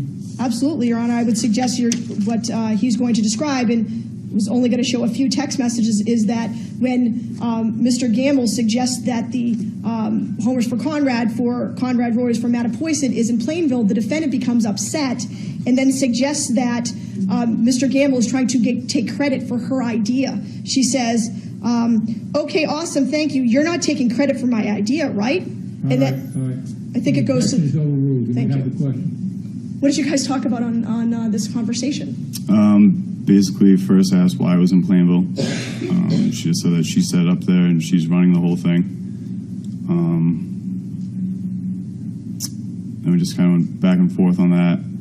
And then when I kept asking about it, she wanted to make clear that she was getting credit for all this, which I had no problem with. If I could, Your Honor, just show a couple of text messages. Question. What did you guys talk about on this conversation?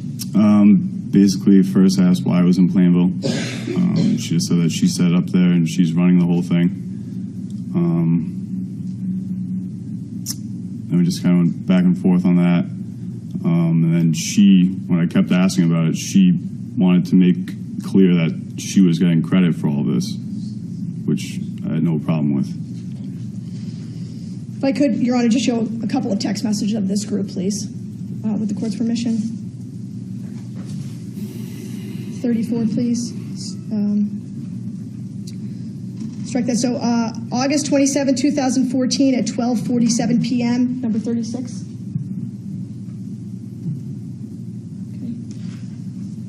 On August 27, 2014 at 12:47 p.m., do you recall getting a text message that I actually just sent to the judge? But, okay, awesome, thank you. You're not taking credit for my idea, right? LOL. Do you recall getting that? Yes. And then, just one more. Number 34.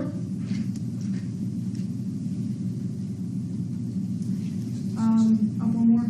Oh, so it's double. Did you also remember getting a text message on August 27, 2014? Well, I mean, I'm hosting. It was like my idea, but you're like my co-captain now. Do you recall getting that? Yes. And were you, and I won't go through all of them, sir, but were you willing to give Ms. Carter the credit for throwing this, did you argue with her that whether or not she could have credit for it? Nope. Did you relay to her that you thought it made more sense to have it in Mattapoisett where Conrad's friends and family are? Yes. And how did she respond to you suggesting that maybe it should be moved to be more convenient for his friends and family? She wasn't willing to move it.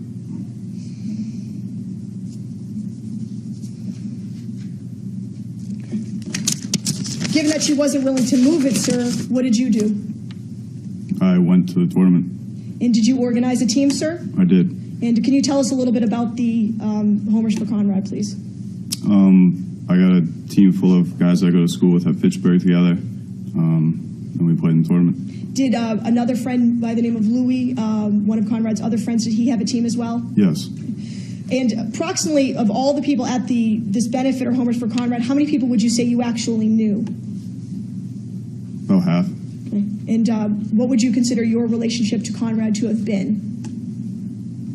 Was he your, would you say he was just a friend or was he your best friend? He was my best friend. Okay. And for how long was he your best friend? 5 or so years. Okay. And you only knew half of the people at a benefit for him? Yeah. Now, were there some photographs taken? Yes. How did your team do? We won. If I may approach, Your Honor? May. Thank you. And at some point, did Ms. Carter ask that her photograph be taken with some of the teams? Yes. We didn't need to this, Your Honor. Okay. Lead. I'm going to allow it. Yes. And is that a photograph, sir? Yes. And is that a fair and accurate depiction of a team photo with your team having won and Ms. Carter in the middle? Yes. Your Honor, I would ask that it be marked, please. Is there an objection? No. Maybe Mark.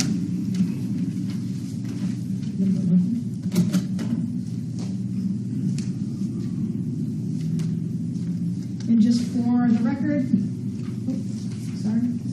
I'm just switch back over to the one.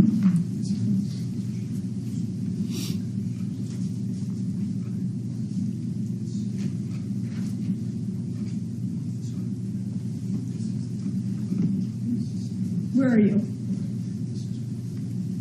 Behind her to the right. Right there? Yes. So for the record, you're behind Ms. Carter. Yes. And this is your team and your trophies, correct? Yes. How would you describe Ms. Carter's demeanor throughout Homers for Conrad? She seemed very happy.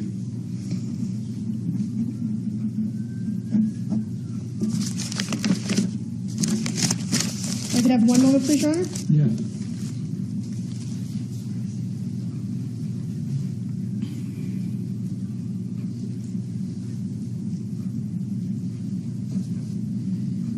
With regard to Facebook, sir, do you recall, were you friends with Ms. Carter on Facebook? I believe so, yeah. And when, after Conrad passed away, did you, other than noticing the Homers for Conrad banner or whatever you want to call it on Facebook, did you notice any other postings about Conrad by the defendant, Michelle Carter? Yes. What else did you see, sir? She's putting up a bunch of pictures saying that he was like her angel and stuff like that. And did you see those around the same time as you saw the advertisement for Homers for Conrad, or were those at sort of two separate times? All around the same time. And who was in those pictures, the pictures that appeared to be posted by someone by the name of Michelle Carter? Just Conrad. Thank you. Your Honor, at this time, I would move to introduce the CD of the text message between the defendant and this witness that I went over a couple of them. Is there any objection? No. If you're not. Any further, Ms. Rivera? I think I'm good. No further questions, Your Honor. Thank you. Solo. Just one moment, please. Of course.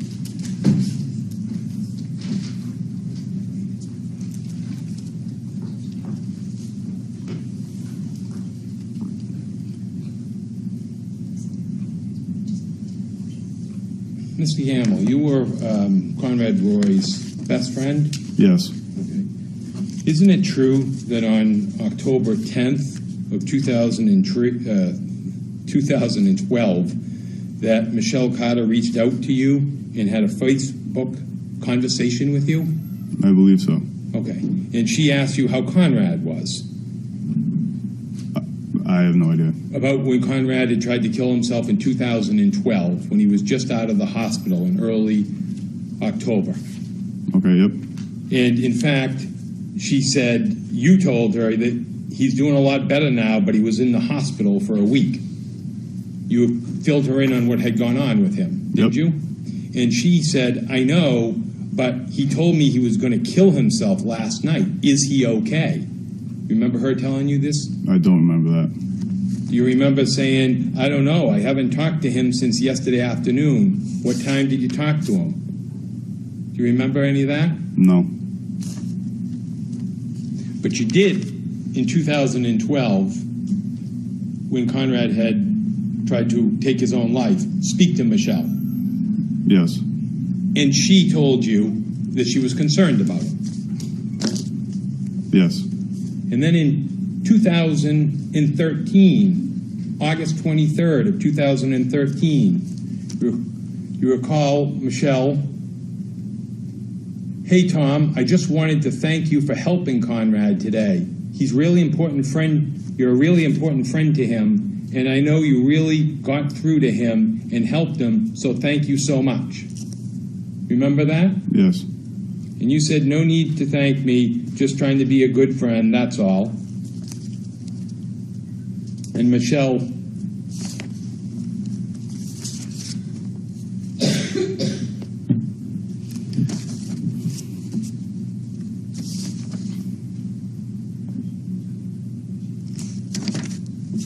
then Michelle asked you, you're being a great friend, and yeah, I believe in him. I know he will get through this with our help and support and his family help and support. Just wish he could have told me earlier so I can make plans with other people. And Michelle responded, yeah, I know, I'm sorry, Tom. He's losing his memory. Remember having these conversations with her? Yes. Didn't you just testify 10 minutes ago in direct examination? You didn't have any communications with Michelle Carter? I don't remember. Just 10 minutes ago to the court. Did my sister ask you if you knew who Michelle Carter was, and did you communicate? What was the date? What's that? What was the date when she asked if I knew her? So my point is, Michelle Carter had reached out to you in 2013 and told you that she was concerned about Conrad Roy taking his life, didn't she? Yes. And you then, in turn, reached out and spoke to your friend Conrad. Yes. Okay, and she did this, would it be fair to say, a number of times throughout 2013? I can't remember. Several times? More than once? Can't remember. Do you remember whether or not she did this in August 26th of 2013. Do you remember? Nope. Do you remember if she did it again in September of 2013? No. Were you communicating with Michelle Carter via Facebook in 2013? Yes. Do you remember what those conversations were about? Probably about Conrad's well-being, yeah. About his mental health and about his suicidal thoughts? Yep. Nothing further, Your Honor. All right, can you redirect? Yes, Your Honor, thank you. So Michelle Carter knew how to get a hold of you. Yes. And Yes. Michelle Carter knew that you would help your friend if he needed your help. Yes. So if Michelle Carter and you were friends with this defendant on July 12th of 2014, correct? Yes. And the 11th and the 10th and the 9th and the 8th, correct? Yes. And this defendant, by what counsel's just read, knew that if she reached out to you, Objection needed, Your Honor. Sustained. okay, based on the conversations you've just heard read back to you, did you make it clear when you were speaking to Michelle Carter or whoever was on the other end of Facebook that if Conrad needed your help, you would help him? Yes. And in July of 2014, were you still friends with Conrad? Yes.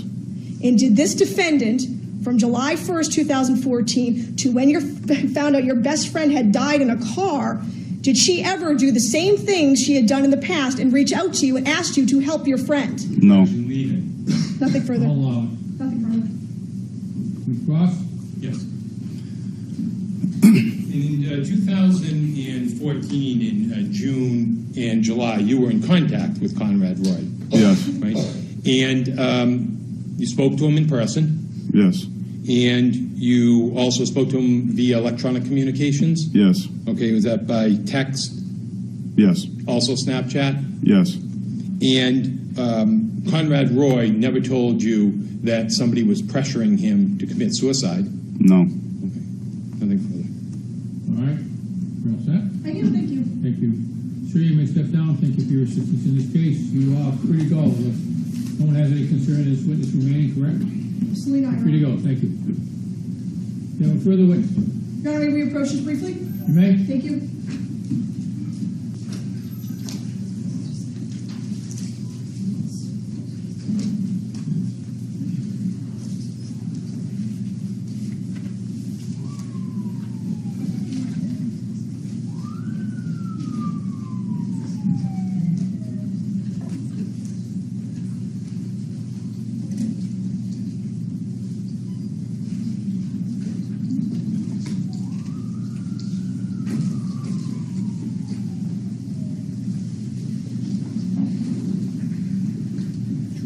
Good afternoon, sir. Good afternoon, sir. Please remain standing for a moment. Raise your right hand.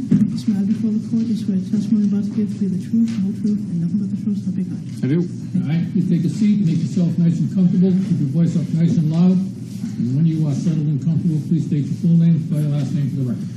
So my name is Paul Bartlett. It's Bartlett. All right, you may proceed, Ms. Thank you. Rimmer. Good afternoon. Good afternoon. How are you currently employed? I'm a trooper with the Massachusetts State Police. And how long have you been there? 18 years now. And what is your current assignment? I'm currently assigned in the Foxborough Barracks. What do you do there? I'm a patrol officer. I work on the highway. Prior to that, sir, did you have another assignment? I did, yes. Tell us about that. I was assigned in the Crime Scene Services section located in Lakeville, Massachusetts. How long did you hold that position? I was in the crime scene unit for 14 years, just under 14 years. And do you have any training that goes along with being in the crime scene services unit? Yes, I do. Please tell us about that. When you are brought on as a member of the crime scene unit, you go through a 6-month in-house training program. Basically, you are taught photography. A lot of the focus is on fingerprints. You're taught videography, crime scene diagram techniques, evidence identification, evidence collection, evidence processing, and report writing skills, basically. And in working in crime scene services, do you keep a regular schedule, sort of a Monday through Friday thing? Typically, it's Monday through Friday, and you are also subject to an on-call schedule as well. So tell us about the on-call. Basically, it depends on how many people work in the particular office that you're in. I worked with 9 troopers, so we were on And the weekends would rotate, so every 9th weekend you would be on call from 7 in the morning on Saturday through 7 in the morning on Monday, so a 48-hour shift. And what does being on call entail? It means you are responsible for any calls for service from local towns, local cities, sometimes federal agencies, and in most cases state agencies, to respond to calls for service anytime they require your assistance. And what could that involve? Give us a sort of a, you don't have to include all of them, but sort of what would that involve as far as cases or types of crime scenes? Well, the cases that would involve would be anything where they needed photographic evidence of a particular scene. Most times they involve some sort of a death investigation. However, they could involve a traffic accident where there was serious injury. It could involve a house fire. It could involve search warrants being executed somewhere. But probably 90% of the time it involves some sort of a death investigation. And how do you get called out as the on-call crime scene trooper?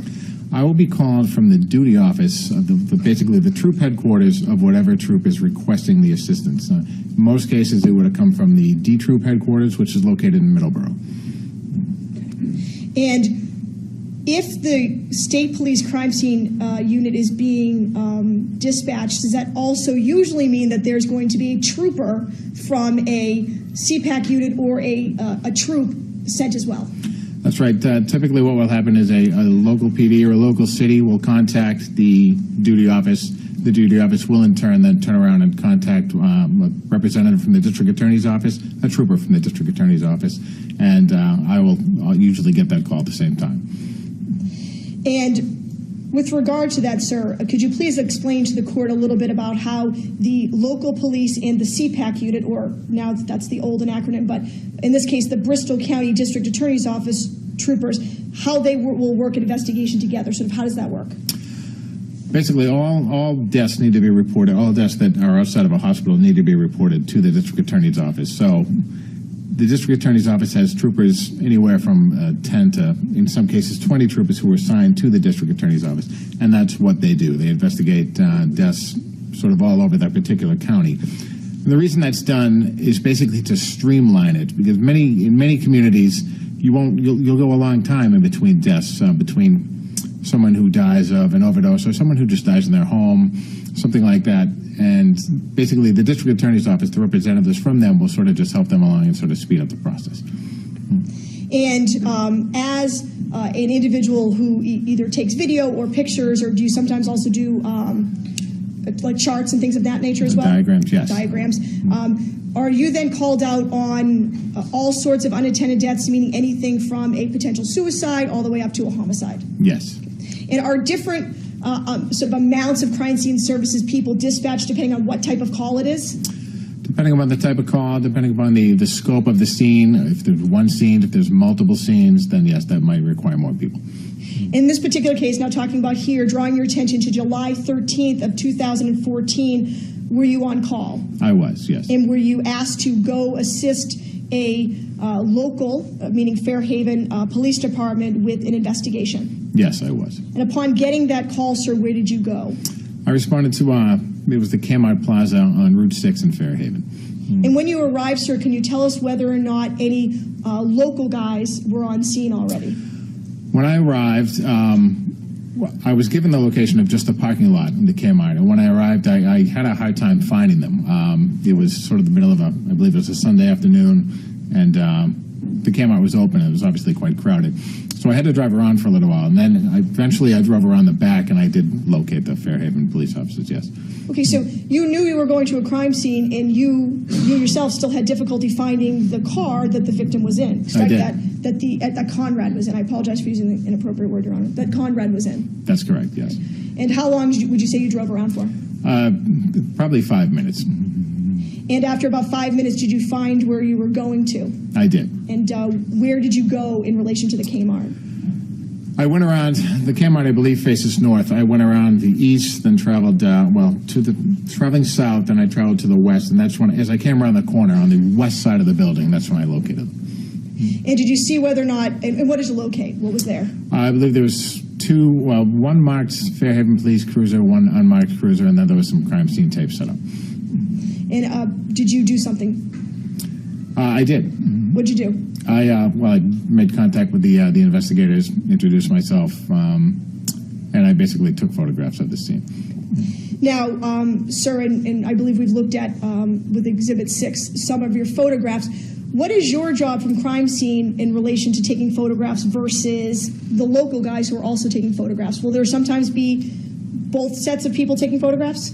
Sometimes, not always. Sometimes I will get there and photographs will already have been taken. Will wait for me and he'll ask if he can sort of shadow me and take the same pictures. Sometimes they won't take any pictures at all. It's just, there is no hard and fast rule as to how it's done. But in this particular case, sir, you, even if anyone else was taking pictures, you yourself took pictures? That's correct. In what parts of the vehicle or or Conrad, who was the deceased, still on scene when you were there? Yes, he was. And where was he situated when you were there? He was sitting in the driver's seat. And did you, in addition to noting obviously the deceased there, did you note any other items in the car? In the car, just sort of miscellaneous items, though I believe there were some tools in the back seat. It was a pickup truck, sort of an extended cab pickup truck, not a quad cab, not a four-door truck, but just an extended cab. And there were some tools, I believe there was some clothing. Nothing that really jumped out. And did you ever see a water pump? Yes. If I could borrow, Madam Clerk, can I borrow the exhibits, if I may, Your Honor? Publish the previously marked exhibits. Thank you.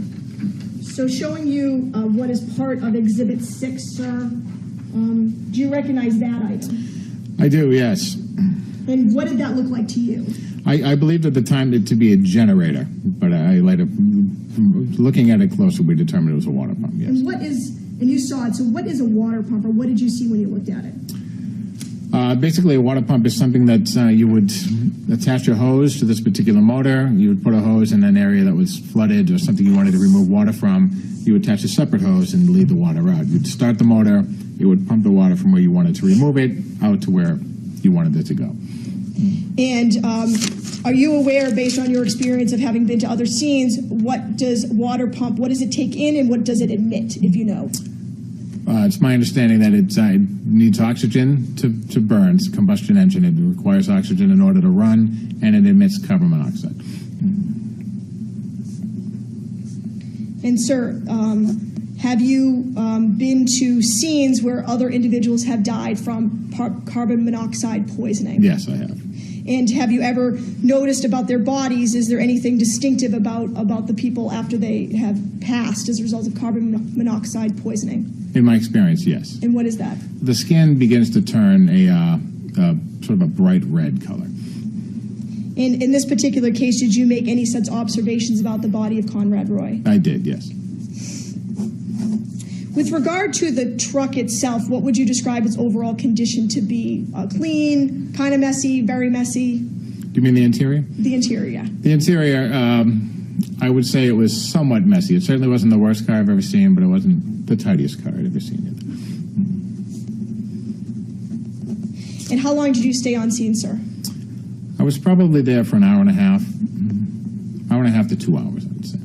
And in addition to officers from Fairhaven arriving, was there a trooper who arrived as well? Yes. And who would that be? I believe it was Trooper Collins. And did you know Trooper Collins? Did you know where he was from? From the Bristol County District Attorney's Office, yes.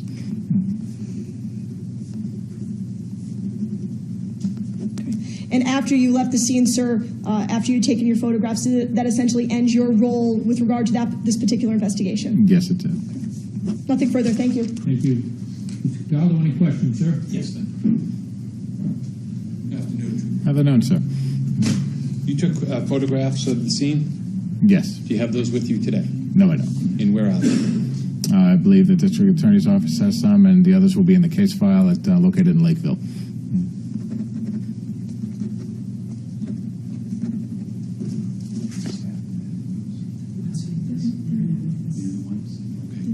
May I see, Madam Clerk, the photos that were marked for identification, please?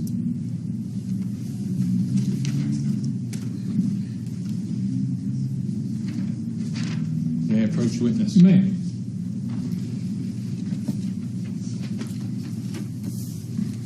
Ask you to take a look at those two photographs. Those photos that you took? I believe so, yes. Okay. Your Honor, at this time, I'd ask that they go into evidence. Well, let's establish the connection to this. Oh, all right. These photos that you took of the interior of the cab when Conrad Roy was deceased, still in the cab of the truck? Yes. Is there an objection? No, Your Honor. They may be, you want to mark collectively or separately? Collectively, please. All right, they may be marked as the next exhibit collectively. Whichever is easier for the clerk. And Trooper, how many carbon monoxide deaths have you been dealt with? Directly or indirectly? The reason I ask is, Okay, go ahead. as far as responding to, I would put it at probably a dozen. However, as a trooper assigned to the crime scene unit in Lakeville, we often have to sit in on autopsies that are performed at the medical examiner's office in Sandwich. So while I may not have responded to a scene, I may photograph an autopsy. So I will have done more autopsies than I would have actually responded to scenes. And were they all suicides? I believe, yes. I don't believe any of them were anything else. I don't believe any of them were anything else. That's correct. Okay, nothing further. You redirect? Can I have 1 minute, Your Honor? Of course.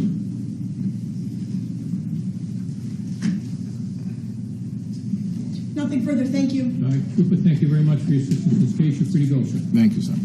All right, I'll have another witness. I do. Lieutenant Walter Therian, please, Your Honor. Okay, thank you. Thank you, Trooper.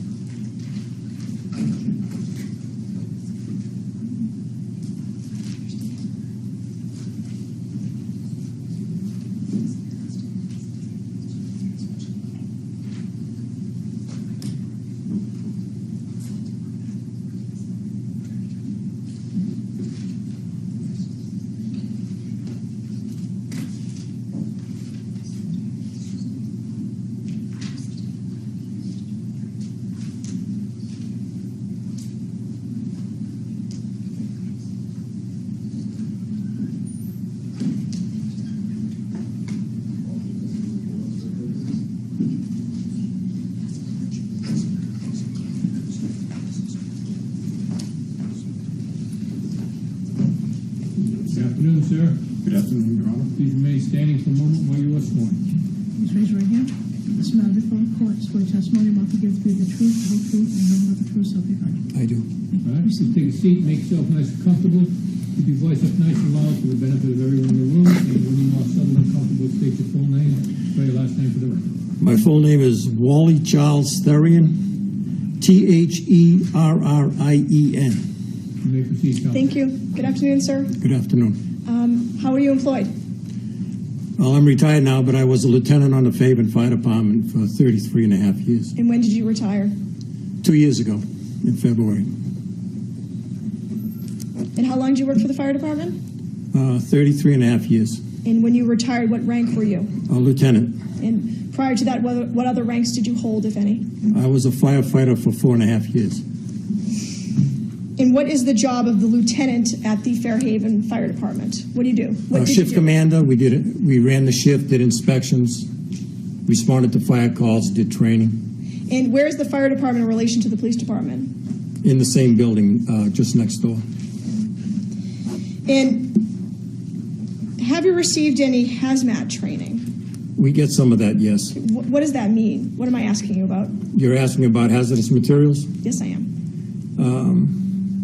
It's usually things that are out of the ordinary, that are usually chemically related or some endangered to the environment that require special training to handle the situation.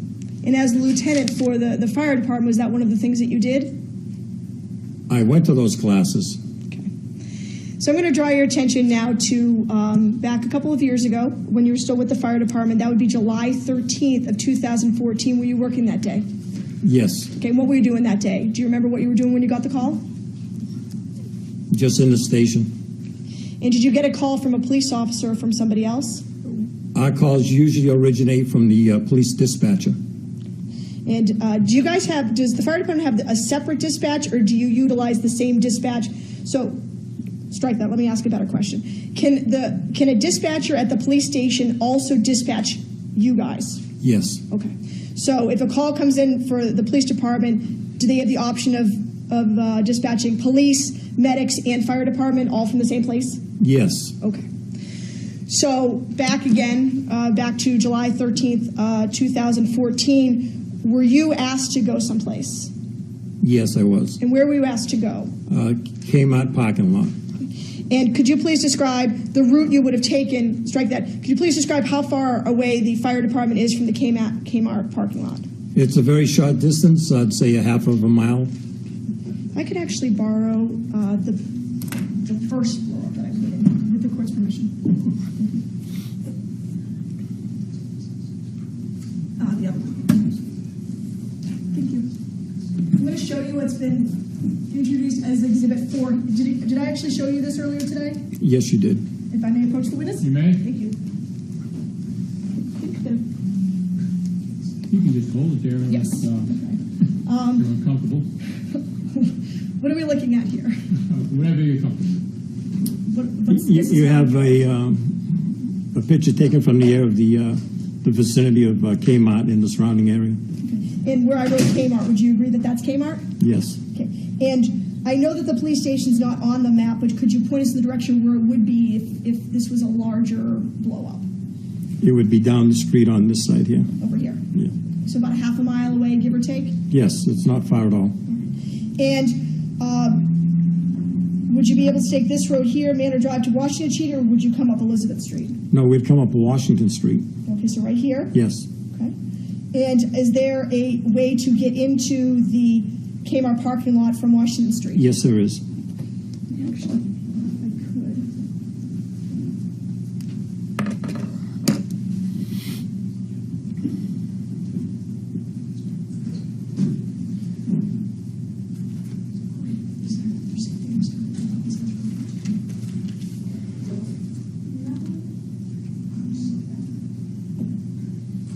Now, Lieutenant, in your time with the fire department, would you say that you became familiar with the roads and how the roads connect to each other in Fairhaven? Yes. And are you familiar with how one can get in and out of that Kmart parking lot? Yes. And what are the ingresses or egresses into that parking lot? What roads do you need to use? You can get into it off of Washington Street. You can also get into it off of Alden Road Extension. All right. Now,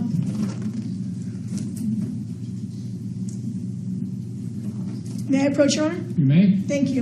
And did I show you another couple of blow-ups this morning? Yes, you did. Okay. So, showing this one here. Do you recognize this area here?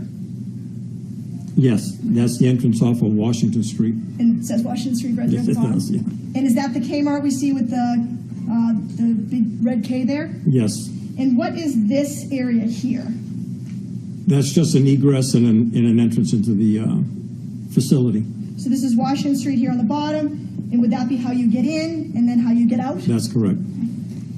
And is this sort of a commercial building here as well? It's a bank. Thank you. And would this area here in front of Kmart be a parking area for Kmart? Yes, and there's also a lane that goes through so you can transverse the parking lot. Are there other stores on the other side of Kmart? Yes.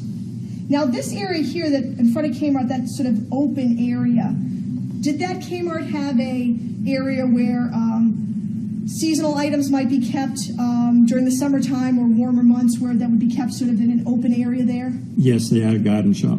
Garden shop, okay. And does this blow up fairly and accurately depict the view from Washington Street into the sort of side area of Kmart as you recall it back then? Yes. Your Honor, I would ask that this be marked, please. Is there an objection? Maybe Mark.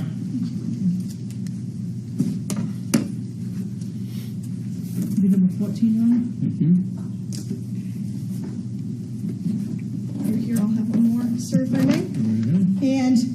Is this also an area from Washington Street? Yes, it is. And would this be that ingress and egress here, but we're sort of further over, that being the bank you've described here? That's correct. So this is a sort of a view of the tree areas from Washington Street, but the view towards Kmart, Kmart would be behind the bank from this view. over there. Yes. And does this flow of fairly and accurately depict the area of Washington Street with the ingress and egress to the right and the Kmart not being visible anymore? Yes. Your Honor, I would ask to be marked, please. Maybe mark as 15, please. Thank you. I'm just, can I borrow them back? Thank you. Okay. So,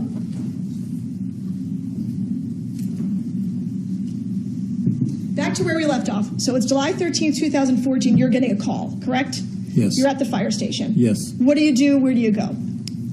I jump in the first run truck and drive up to where I was dispatched to. And when you say truck, would that mean a fire truck to the rest of us? It's a fire engine, yes. Okay. And where'd you go? To the side of the garden shop. I may approach again? May. Thank you. And do you recall what ingress and egress you used? Showing you Exhibit 14, would you have used this going in here? Yes, I would. Right there? Okay. And would that bring you along? You could either go in front of Kmart or to the side where the garden area is. That's correct. And did you know where you were going to? Yes. And where did you go, sir? To that side of the garden center.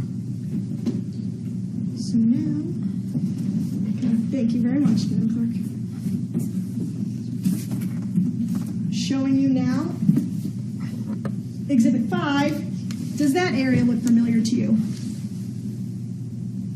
Yes. And would that be where I wrote Kmart there? Yes. Would that be the garden area there that I'm circling? Yes, it would. So can you point to the court? So, I would am I have. holding that one? Okay. Thank you. And I'm going to hold Exhibit 14. So would you have come in here that way and ended up right, gone along here and Yes. ended up there? Yes, there's a little cutout here that we normally come through and drive over here. Okay, great. Thank you. And when you pulled up here closer to where I put the X mark, can you tell the court what you saw then? Well, there were a couple of cruiser cars, a few police officers, and there was a black pickup truck, or a dark pickup truck. And did you recognize any of the officers on scene? Yes, I did. And who'd you see? Sergeant Sobral, Sergeant David Sobral, Officer David Correa, Officer Mark Damafal. And are these all? Now, sir, without going into the details of what anyone said to you, what was your understanding of why you needed to go from the fire department?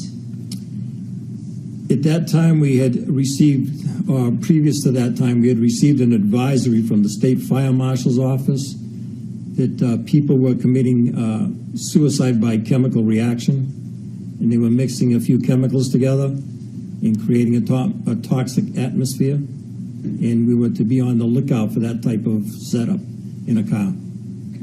And now when you arrived, where was the car still shut, doors closed completely when you got there? Yes, they were. And was it your understanding, had anyone opened the doors yet, or were they still remaining closed?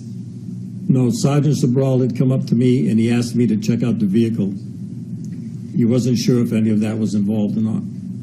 And did you in fact check out the vehicle? Yes, I did. Please tell the court how you did that. Well, walked up slowly, naturally, from a corner,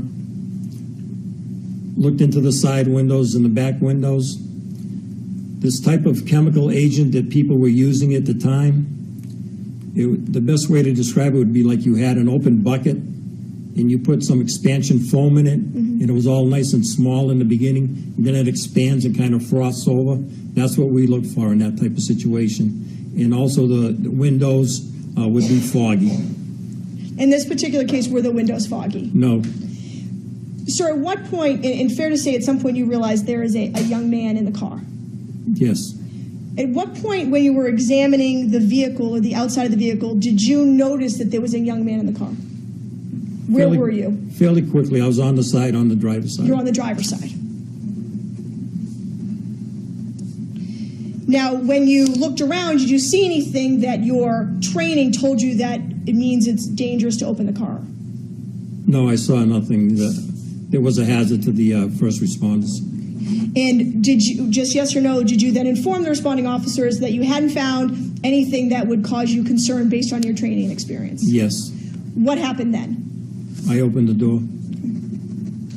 So is it your memory that you were the first person to open the door? Yes. And when you opened the door, what did you see inside? And if you could explain body position to the best of your ability as well.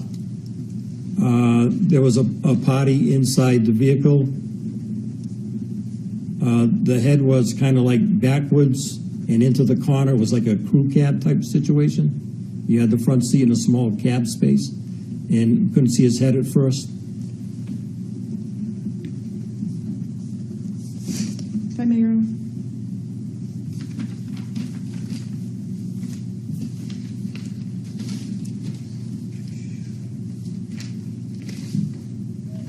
Showing you a portion of Exhibit 6, Photo 5 for the record.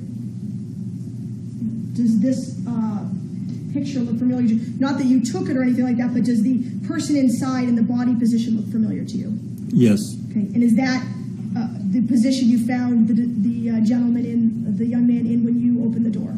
yes, So head sort of to the side, and fair to say in Exhibit 6,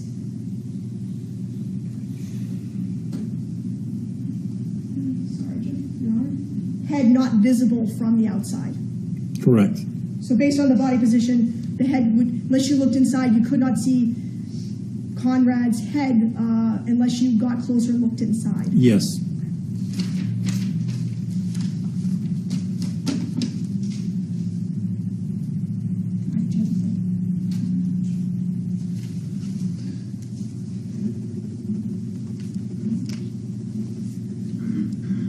At that point, sir, having been called to check for anything of concern, what was your role, if any, going to be now that the door has been opened and you found a young man inside in that body position that we've just discussed? I looked to see what his condition was. And did you notice any signs of life? No, I did not. So what was your next job, if any, relative to this case? I made sure that the ambulance was on the way and that when it left the station, it had 2 paramedics on it. And is the paramedics and EMTs, and fair to say those are two different things, paramedic is additional training for being an EMT? Yes, a big difference in level of training. And because a lot of towns or cities, the EMTs are a separate agency from the fire department. In Fairhaven, is EMS or the EMTs and paramedics, are they the same agency as the fire department, or are they a separate and distinct agency? We're the same agency. We have both. So as a lieutenant, would you be in charge of the EMTs and paramedics? Yes. So now being in charge of the EMTs and paramedics, what was your role going to be in making sure that paramedics and EMTs came? I just ordered them to come. Okay, and did they? Yes, they did. Okay. And did they arrive on scene shortly thereafter your order? Yes, it wasn't a long time. Okay.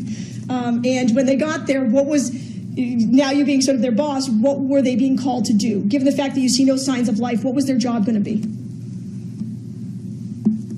They're a higher level of training, so one thing they would do would reinforce my decision, whether or not to resuscitate in the beginning. And I'm not positive, but I thought they could pronounce someone at their level of training. So just because you make certain findings, you need someone else with more training to also say there are no signs of life. Yes. Did you stay on scene while that was done? Yes, I did. And just briefly describe what was done, please. I walked away from the vehicle, and they went up to the vehicle and did their examination.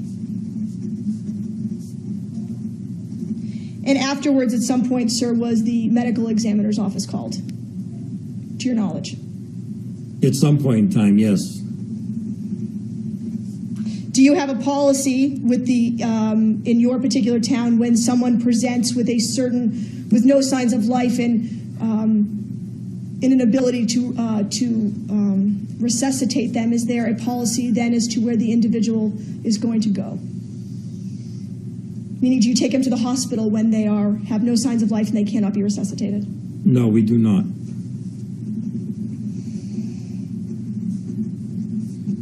Did you stay on scene after when the medical examiner's office or the courier arrived? No, I believe I was not there. Sir, after being on scene, determining there was no hazardous materials, and ordering EMTs and paramedics to arrive to confirm your findings, did you have any additional role relative to this matter? Actually, all I did was, I remember moving the truck to block the entrance so that no cars could get into the area. Now, you're familiar with this area are you familiar with this area of Kmart? Yes, I am. And being a firefighter or a lieutenant there for so many years, are you familiar with sort of when Kmart is busier versus when it's not busy? Not necessarily, no. Did you know what hours Kmart was open at that time on an average day? At least 12 hours.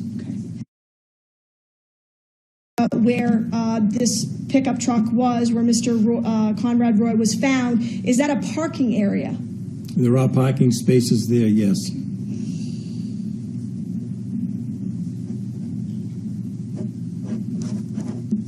No more questions at this time. Thank you, Your Honor. Thank you very much. Mr. Patel, any questions, sir? Yes. Good afternoon. Good afternoon. This bulletin you spoke of, was it the state that issued a bulletin about hazmat suicides? Is that what? Yes, sir, they did. The State Fire Marshal's office. And so they had a number of suicides, so they put out a bulletin? Yes. Okay, nothing further. Thank you very much. Any redirect? Was that statewide, sir? Yes. Okay, just want to clarify. Thank you. All right. All set, Mr. Patel? Yes. Sir, you may step down. You're free to go. Thank you for your assistance. Thank you, Your Honor. Perhaps it's a good time to end for the day, do you think? Yes, Your Honor. May I see Counsel Seidbach for one moment, please?